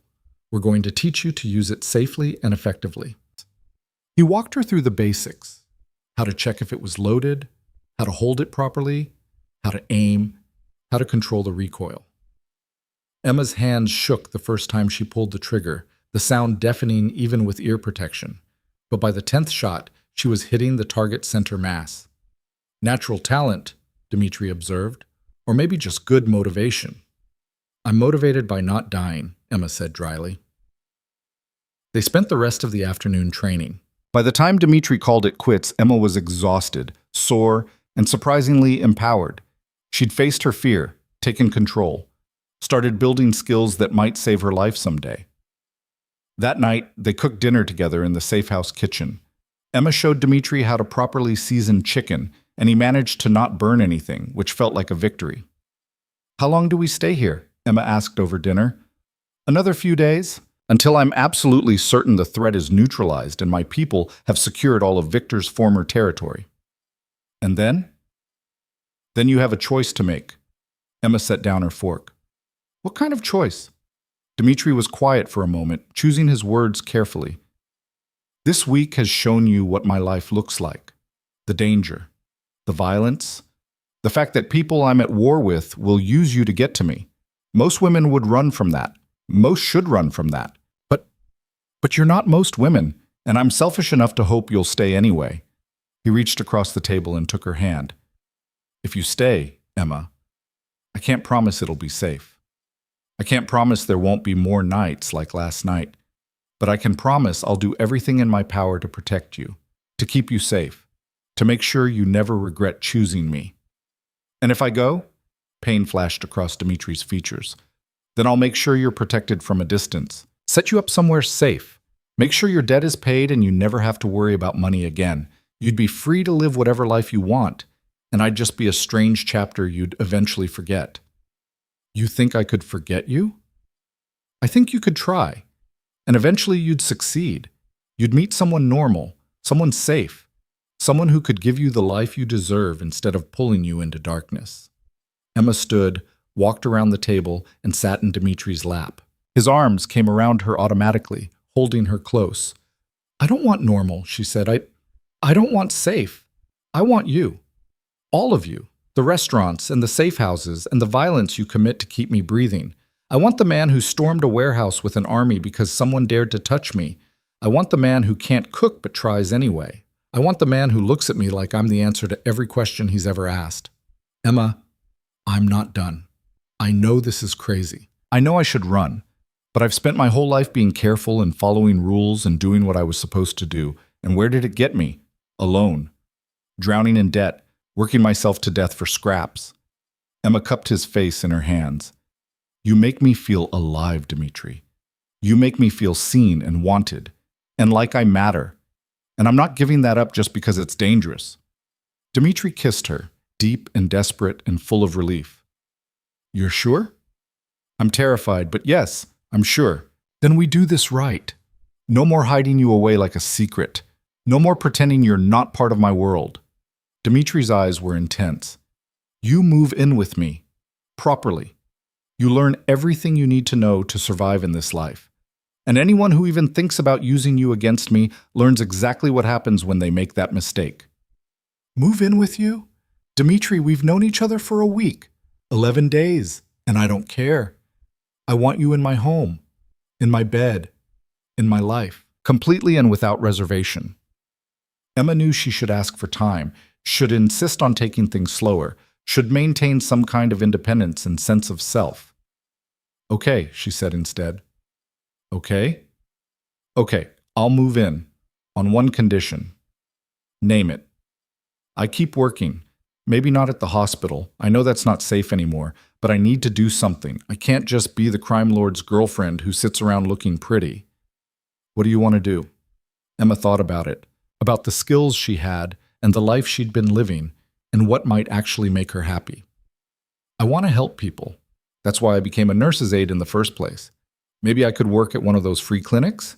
The ones that serve people who can't afford regular health care? Dmitri smiled. I own 2 free clinics. You could run one if you wanted. You own free clinics? Not everything I do is illegal, love. Some of it's actually helpful. He kissed her nose. I'll set up a meeting with the current managers. You can tell them what you want to do and they'll make it happen. Just like that? Just like that. Welcome to dating someone with unlimited resources and questionable ethics. Emma laughed despite herself. This is insane. Completely. But it's ours. They stayed at the safe house for 3 more days. During the day, Dmitri continued training Emma. More self-defense, more firearms practice, lessons in reading people and situations and threat assessment. During the evenings, they cooked and talked and made love like the world outside didn't exist. Emma learned things about Dmitri she'd never have guessed. That he'd wanted to be an architect as a teenager. That he played piano, though he claimed to be rusty. That he'd been engaged once, years ago, to a woman from another crime family who'd been killed in a car bomb meant for him. Her name was Irina, Dmitri said one night, staring into the fireplace. We were 25. The engagement was arranged. Our families wanted to unite territories, but we'd grown up together. She was my friend before anything else. What happened? She died. My father's enemies planted a bomb in her car. They knew she'd drive to meet me. They knew I'd be there when it detonated. Dmitri's voice was hollow. I was 30 seconds late. Stopped to take a phone call. Those 30 seconds saved my life and cost her hers. Emma's throat tightened. I'm sorry. It was 10 years ago. But it taught me something important. Everyone I care about becomes a target. Everyone close to me is at risk just by proximity. That's why I've kept people at arm's length since then. No relationships, no attachments, nothing that could be used against me. Until me. Until you. Dmitri turned to look at her. And I won't lie and say I'm not terrified of history repeating. That some enemy won't find a way to hurt you despite all my precautions. But I'm more terrified of losing you because I was too afraid to try. Then we'll be terrified together, Emma said, and we'll be careful, and we'll survive. On the fourth morning, Dmitri's phone rang. He stepped outside to take the call, and when he came back, his expression was carefully controlled. It's time, he said. Everything's secure. We can go home. Home. The words settled over Emma with surprising weight. Not her studio apartment with the mattress on the floor, not the hospital where she'd worked herself to exhaustion, but Dmitri's house. Their house now, apparently. They drove back to the city in comfortable silence. Emma watched the landscape change from rural to suburban to urban, watched the world she'd stepped away from come back into focus. Dmitri's house looked the same as she remembered, modern, beautiful, perched on the hillside with the city spread below. But walking through the door felt different this time. This wasn't a visit. This was coming home. I had some of your things moved from your apartment, Dmitri said. Not much. Honestly, there wasn't much to move. But your clothes, your books, the photos of your mother, they're in our bedroom now. Our bedroom. Emma's heart skipped at the casual possessiveness of it. You went through my apartment? I sent people. They were very respectful. Dmitri set down their bags. I also paid off your lease through the end of the year and covered any damages. Your landlord won't have any complaints. You didn't have to do that. I wanted you to have an exit if you needed one. If this doesn't work, if you decide you want to leave, you'll have a place to go back to. No strings. No conditions. Emma walked to the floor-to-ceiling windows and looked out at the view. She could see the hospital from here, a squat building in the distance where she'd spent so many exhausting hours. Could see the whole city, actually, spread out like a circuit board of lights and life. I have something to tell you, she said quietly. Dmitri came to stand beside her. What? I'm late. Late for what? My period. I'm 5 days late. I'm never late. The silence stretched between them, heavy with implication. Emma kept her eyes on the view, afraid to look at Dmitri's face, afraid to see regret or fear or anything except the acceptance she desperately needed. How late are you usually? Dmitri asked finally, his voice carefully neutral. I'm not. I've been regular since I was 15, 28 days like clockwork. Emma's hands trembled slightly. We weren't exactly careful that first night, or the morning after, or any of the times since. No, we weren't. Dmitri turned her to face him. Look at me, Emma. She did. His expression was intense but unreadable. Are you scared? He asked. Terrified. Of what? That you'll feel trapped. That this will change everything between us. That I'll be tied to you not because I want to be, but because I have to be. Do you want to take a test? Emma nodded. Okay, I'll send someone to get one. Dmitri pulled out his phone. Now? You want to do this now? No point in waiting and worrying. Better to know. He typed quickly, then pocketed the phone. Marcus will be here in 20 minutes with several different tests. We'll take them all, just to be certain. And if I'm pregnant? Dmitri cupped her face in his hands, his thumbs stroking her cheekbones. Then we figure it out, together. But Emma, I need you to understand something. If you're carrying my child, I'm not going anywhere. Not now, not ever. You could tell me to leave and I'd still be here, making sure you and our baby had everything you needed. Even though we barely know each other, I know everything that matters. I know you're strong and kind and braver than you give yourself credit for. I know you make me want to be someone better. I know that the idea of you carrying my child doesn't scare me nearly as much as the idea of you not being in my life. Emma's eyes stung with tears. What if I can't do this? What if I'm a terrible mother? What if I mess this kid up? Then we'll mess them up together and we'll love them anyway. Dimitri kissed her forehead. But for what it's worth, I think you'll be an incredible mother. You've spent your whole life taking care of people. This would just be taking care of someone who's actually yours.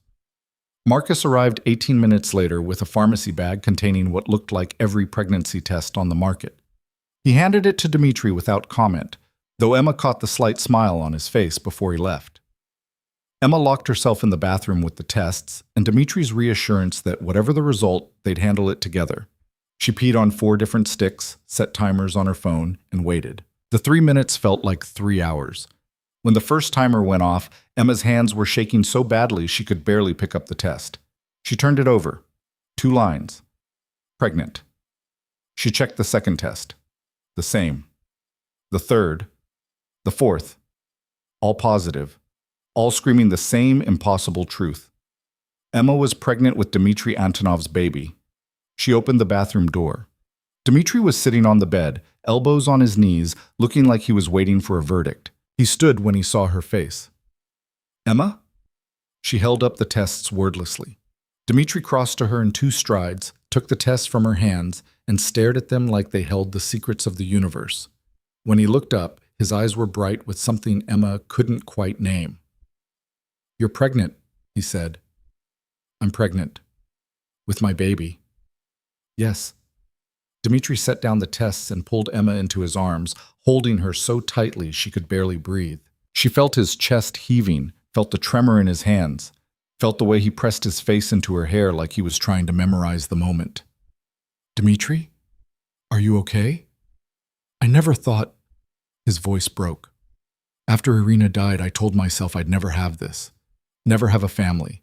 Never bring a child into this world and risk losing them the way I lost her. But Emma, the thought of you carrying my baby, of creating a life with you... He pulled back just enough to cup her face, and Emma saw tears on his cheeks. I want this, he said fiercely. I want you and this baby and whatever life we can build together. But Emma, you have to be sure.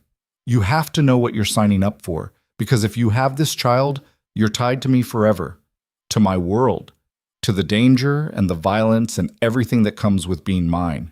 What if I don't want this? Emma asked quietly. What if I want to? Then I'll support you.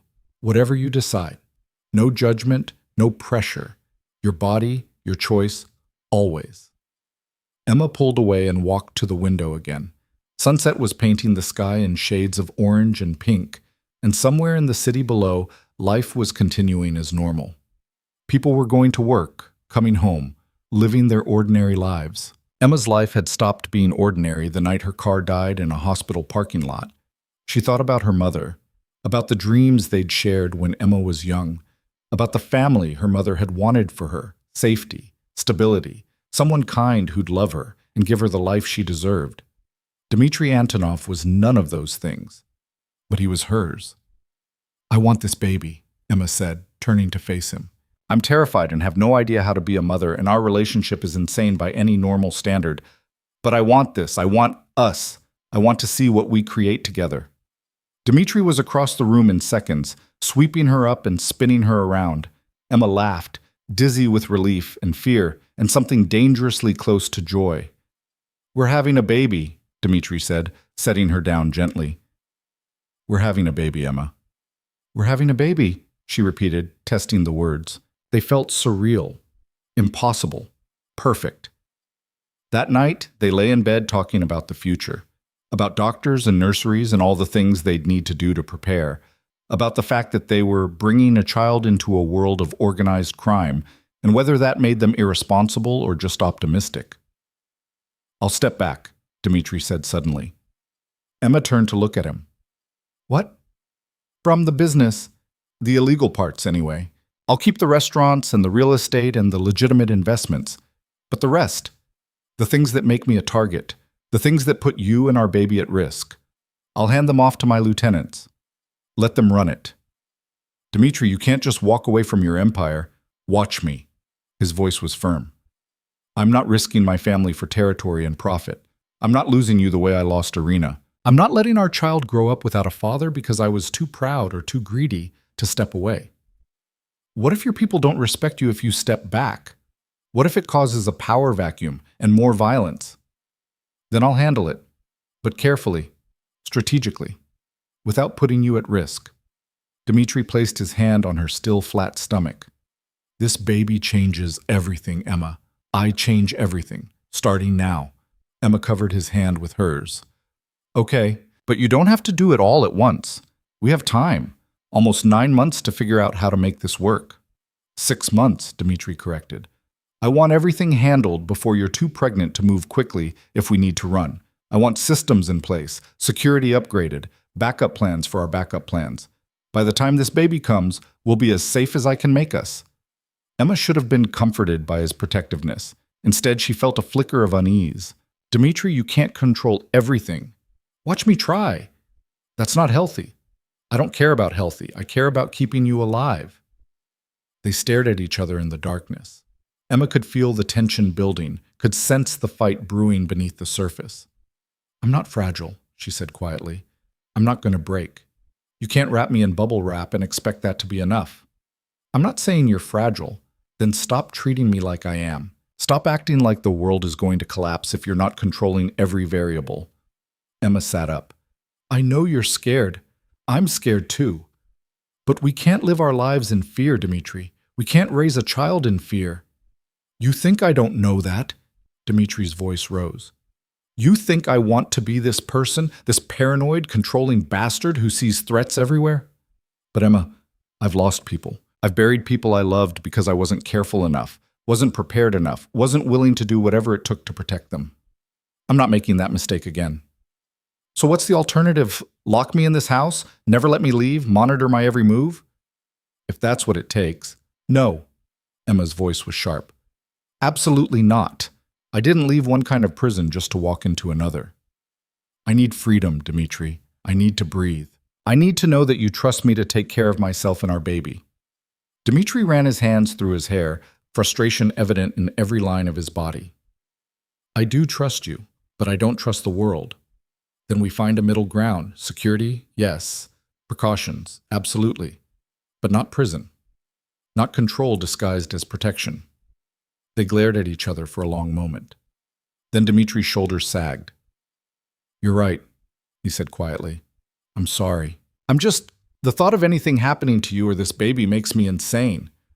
I know, but we're partners now. You don't get to make all the decisions just because you're scared. Partners, Dmitri repeated. I'm not very good at that. Then learn. We have 9 months.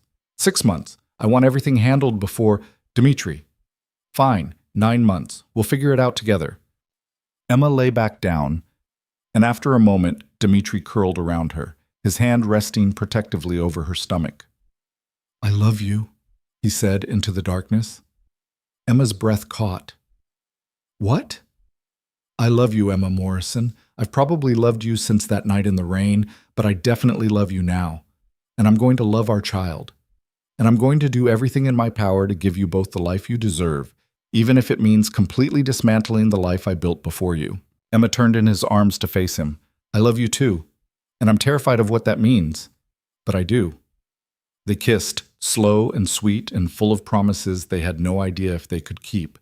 And when Emma finally fell asleep, she dreamed of a little girl with dark hair and Dmitri's eyes, growing up safe and loved, and completely unaware of the violence that had brought her parents together. It was a beautiful dream. Emma just hoped they could make it real. The next morning, Emma woke to find Dmitri already dressed, standing by the window with his phone pressed to his ear, speaking rapid Russian.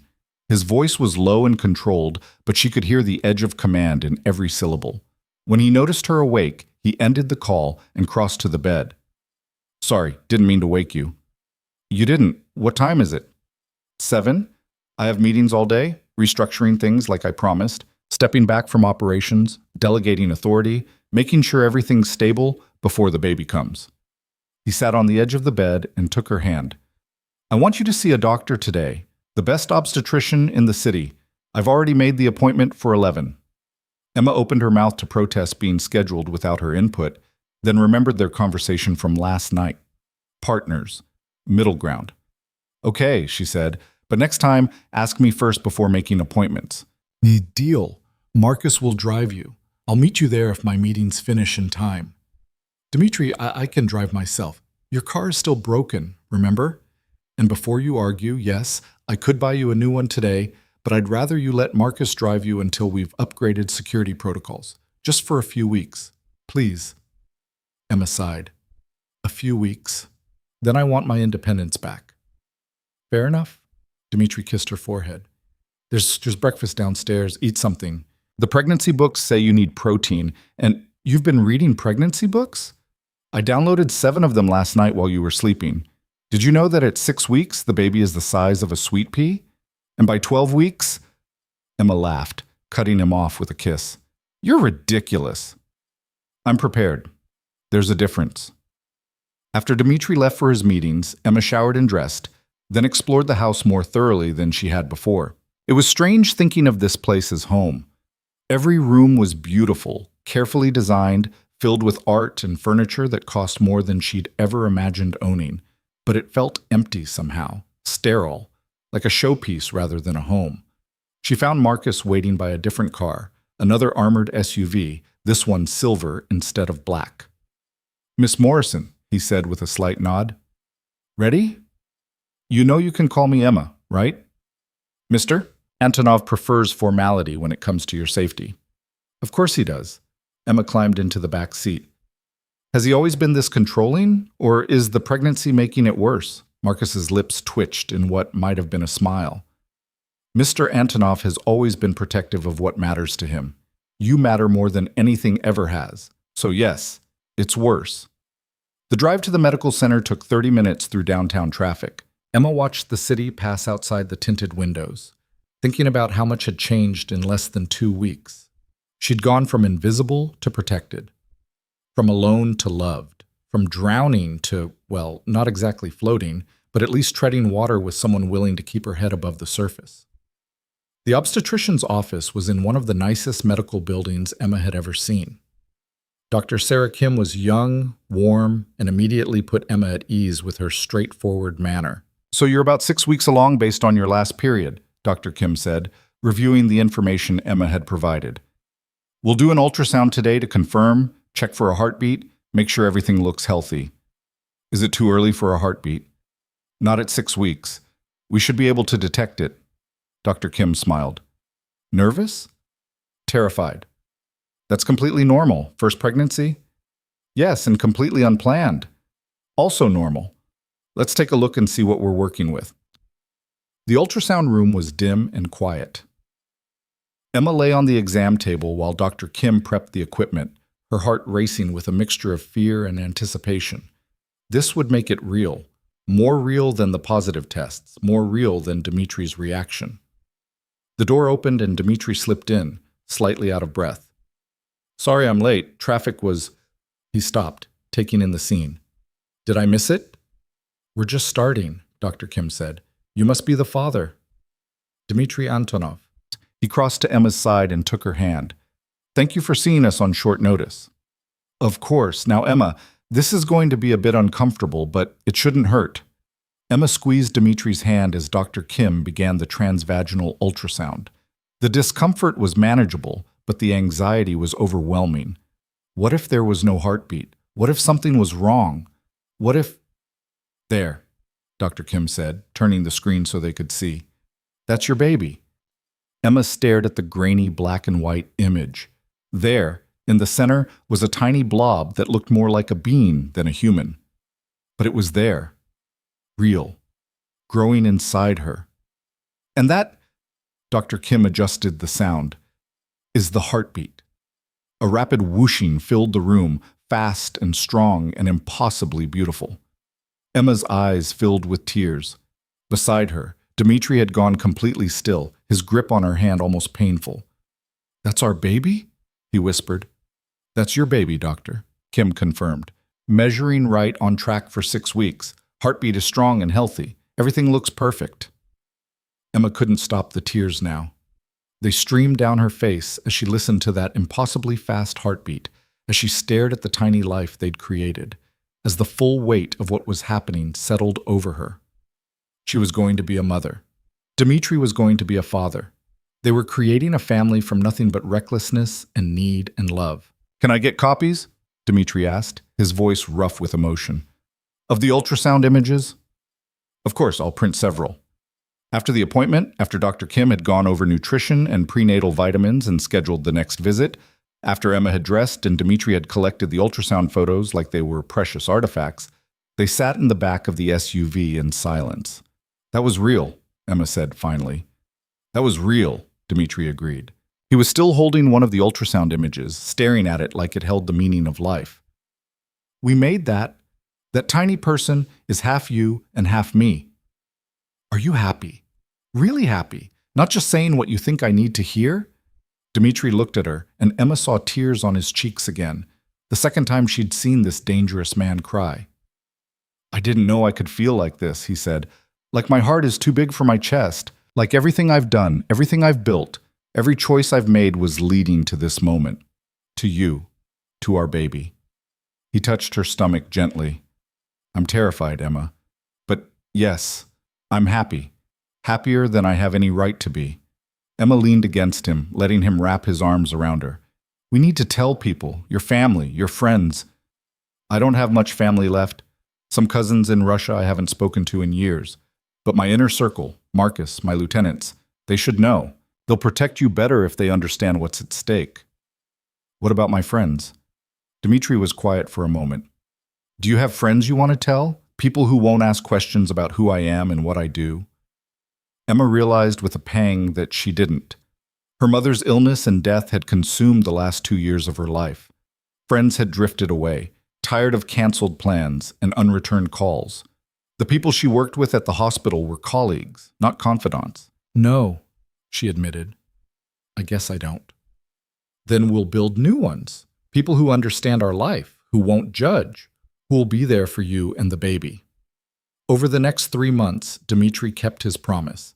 He systematically stepped back from the most dangerous aspects of his organization, delegating authority to trusted lieutenants and restructuring operations to minimize his direct involvement. Emma watched him transform from active crime lord to something more like a CEO of questionable enterprises, managing from a distance rather than leading from the front. It wasn't always smooth. There were challenges from rivals who saw his withdrawal as weakness. There was tension from his own people who didn't understand why he was pulling back. But Dmitri handled each situation with the same ruthless efficiency he'd always employed, just with more strategy and less personal violence. Emma, meanwhile, threw herself into the free clinic work. Dmitri had been serious about her running one of his clinics, and she discovered a passion for administration she hadn't known she possessed. She hired staff, organized outreach programs, created partnerships with local hospitals to provide better care for underserved populations. It gave her purpose beyond waiting for the baby, beyond being Dmitri's pregnant girlfriend. They fought sometimes, about his protectiveness that bordered on suffocating, about her stubborn independence that he saw as recklessness, about how to raise a child in a world where danger was always lurking at the edges. But they always came back together, always found middle ground, always remembered that they were building something neither of them had expected, but both of them desperately wanted. At 12 weeks, when Emma's stomach started showing a small bump, Dmitri proposed properly. Not with a grand gesture or a public display, but in their bedroom one night, with just the two of them and the ultrasound photos scattered across the bed. Marry me, he said simply, holding out a ring, a sapphire surrounded by diamonds that had belonged to his grandmother. Not because you're pregnant, not because I think I own you, but because I love you, and I want to spend the rest of my life making sure you know it. Emma looked at the ring, then at Dmitri, then at the tiny bump where their baby was growing. Give me 3 months, she said. Dmitri blinked. What? 3 months to see if we can really do this.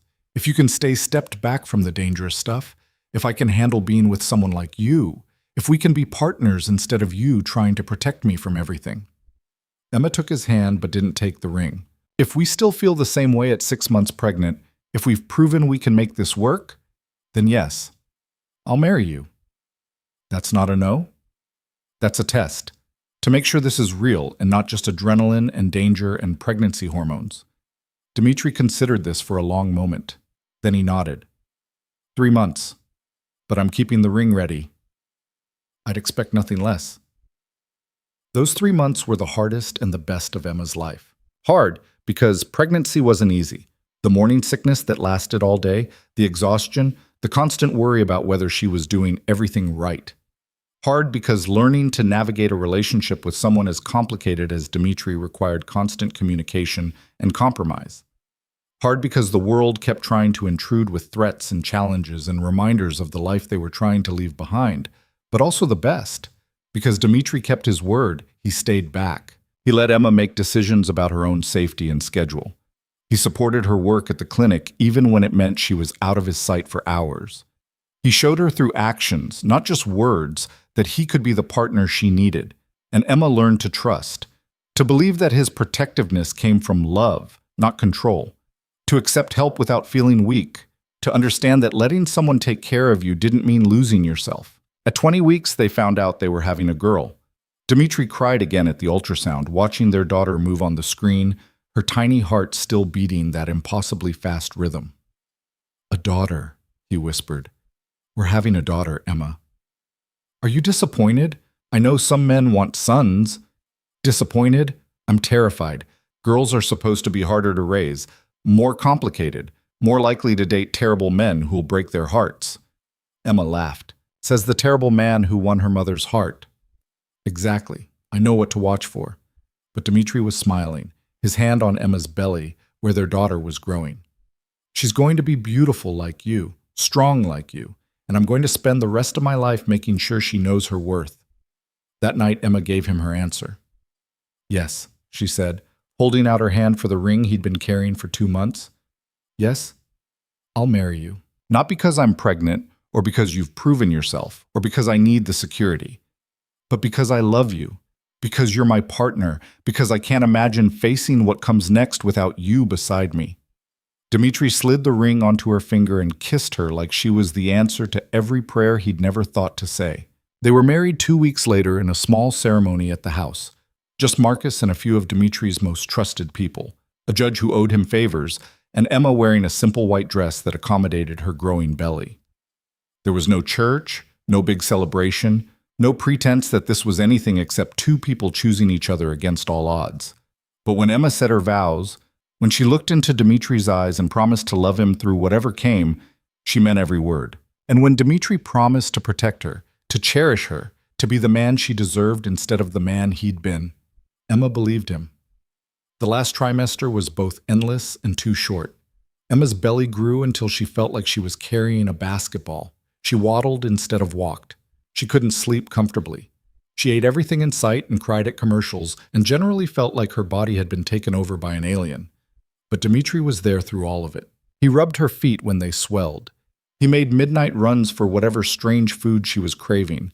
He talked to her belly every night, telling their daughter stories about her mother's courage and strength, promising her a life full of love even if it couldn't always be safe. Emma's water broke on a Tuesday afternoon while she was at the clinic. Marcus drove her to the hospital at speeds that were definitely illegal, calling Dmitri en route to make sure he'd be there. Dmitri arrived just as they were checking Emma into a private room, because of course he'd arranged for a private room complete with security outside the door. "I'm here," he said, taking her hand. "I'm right here, love. I'm not going anywhere." Labor was long and painful and terrifying. 22 hours of contractions and breathing exercises and wondering if her body was capable of doing what it needed to do. Dmitri stayed beside her the entire time, letting her squeeze his hand hard enough to leave bruises, wiping her forehead with cool cloths, telling her she was strong enough for this even when she insisted she wasn't. And then, at 3:47 a.m. on a Wednesday in late spring, their daughter was born. The doctor placed her on Emma's chest, a tiny, screaming, perfect human being with a shock of dark hair and eyes that would probably be brown like her father's. Emma stared at this miracle, this impossible life they'd created, and felt her heart crack open in ways she'd never imagined. She's perfect, Emma whispered, tears streaming down her face. Dmitri, she's perfect. Dmitri was crying too, his hand gentle on their daughter's tiny head. She's everything. You're everything. Emma, thank you. Thank you for her. Thank you for choosing me. Thank you for giving me a family when I thought I'd lost my chance. They named her Irina after the woman Dmitri had lost. Emma had suggested it, wanting to honor the past while building toward the future. It felt right. It felt like completion. The first few months with a newborn were chaos. Sleepless nights and endless diapers and figuring out how to keep a tiny human alive. But Emma and Dmitri navigated it together, learning as they went, making mistakes and fixing them, building a life around this small person who had completely rearranged their priorities. Dmitri was a surprisingly natural father. He could calm Irina when Emma couldn't. He changed diapers without complaint. He walked the floors at 3 a.m. singing Russian lullabies his grandmother had taught him. He was gentle and patient and completely devoted to both his daughter and his wife. Emma watched him become this person and fell in love all over again. A year passed, then another. The threats that Emma had feared never completely disappeared, but they became manageable. Dmitri had built enough distance from the dangerous operations that most rivals saw him as retired, no longer worth targeting.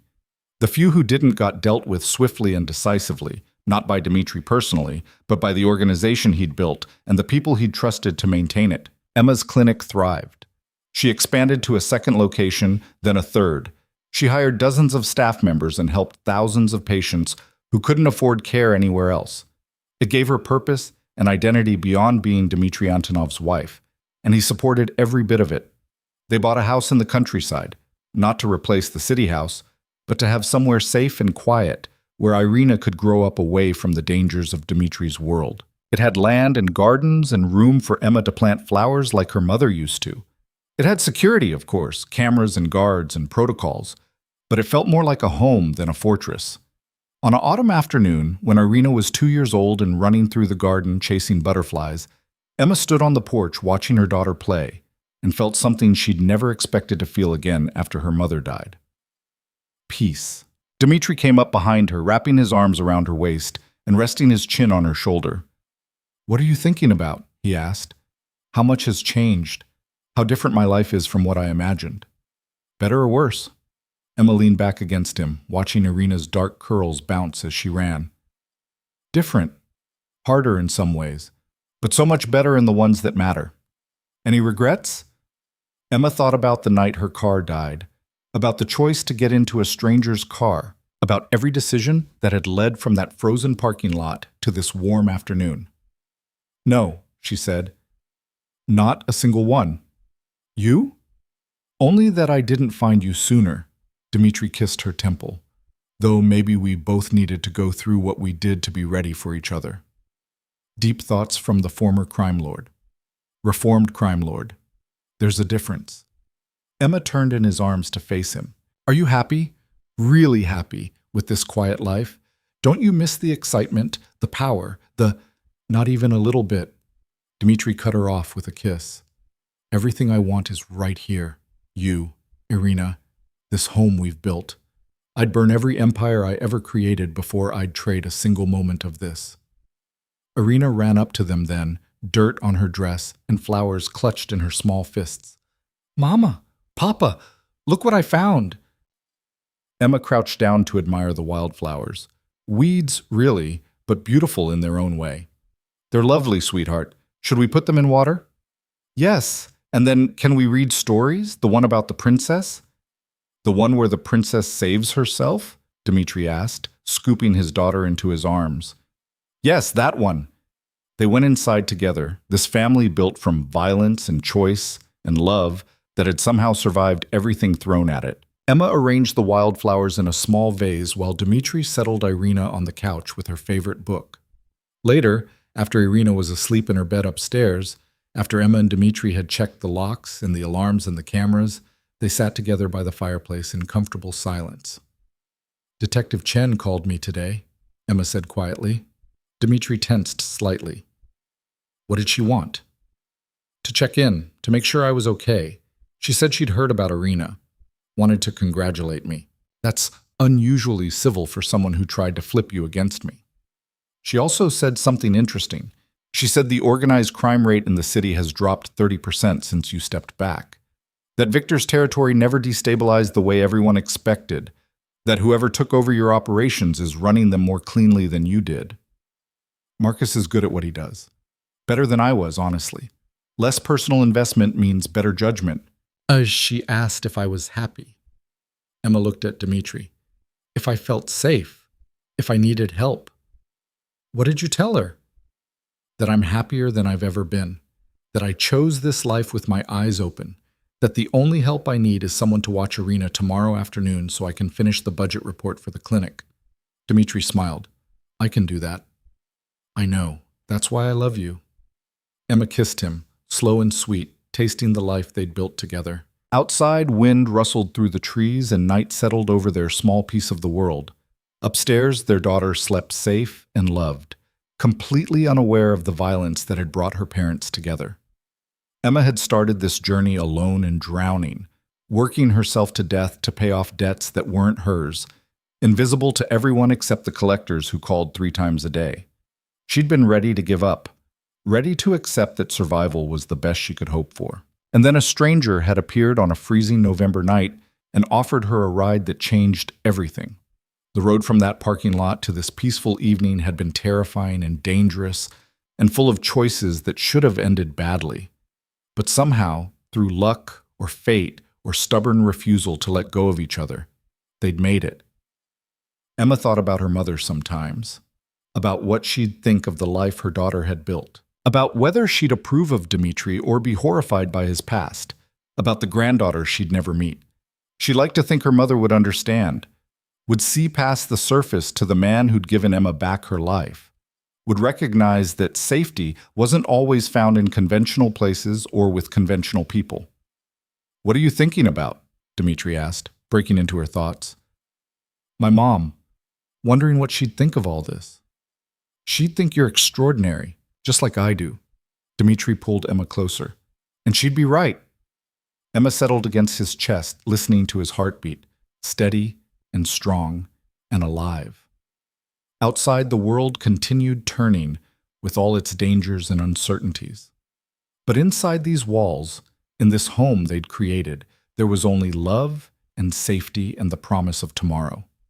Emma Morrison, now Emma Antonov, had been rescued by a crime lord on a freezing night. She'd been kidnapped, threatened, and pulled into a world of violence she'd never imagined. She'd gotten pregnant accidentally and married recklessly, and built a life from pieces that shouldn't fit together. And she wouldn't change a single moment of it. Because in the end, the storm that had stranded her in that parking lot hadn't destroyed her life. It had delivered her to exactly where she needed to be, to the person who saw her when everyone else looked through her, to the love that transformed them both, to the family that made every risk worthwhile. Emma had stopped running. She'd found home. And this time she was never letting go.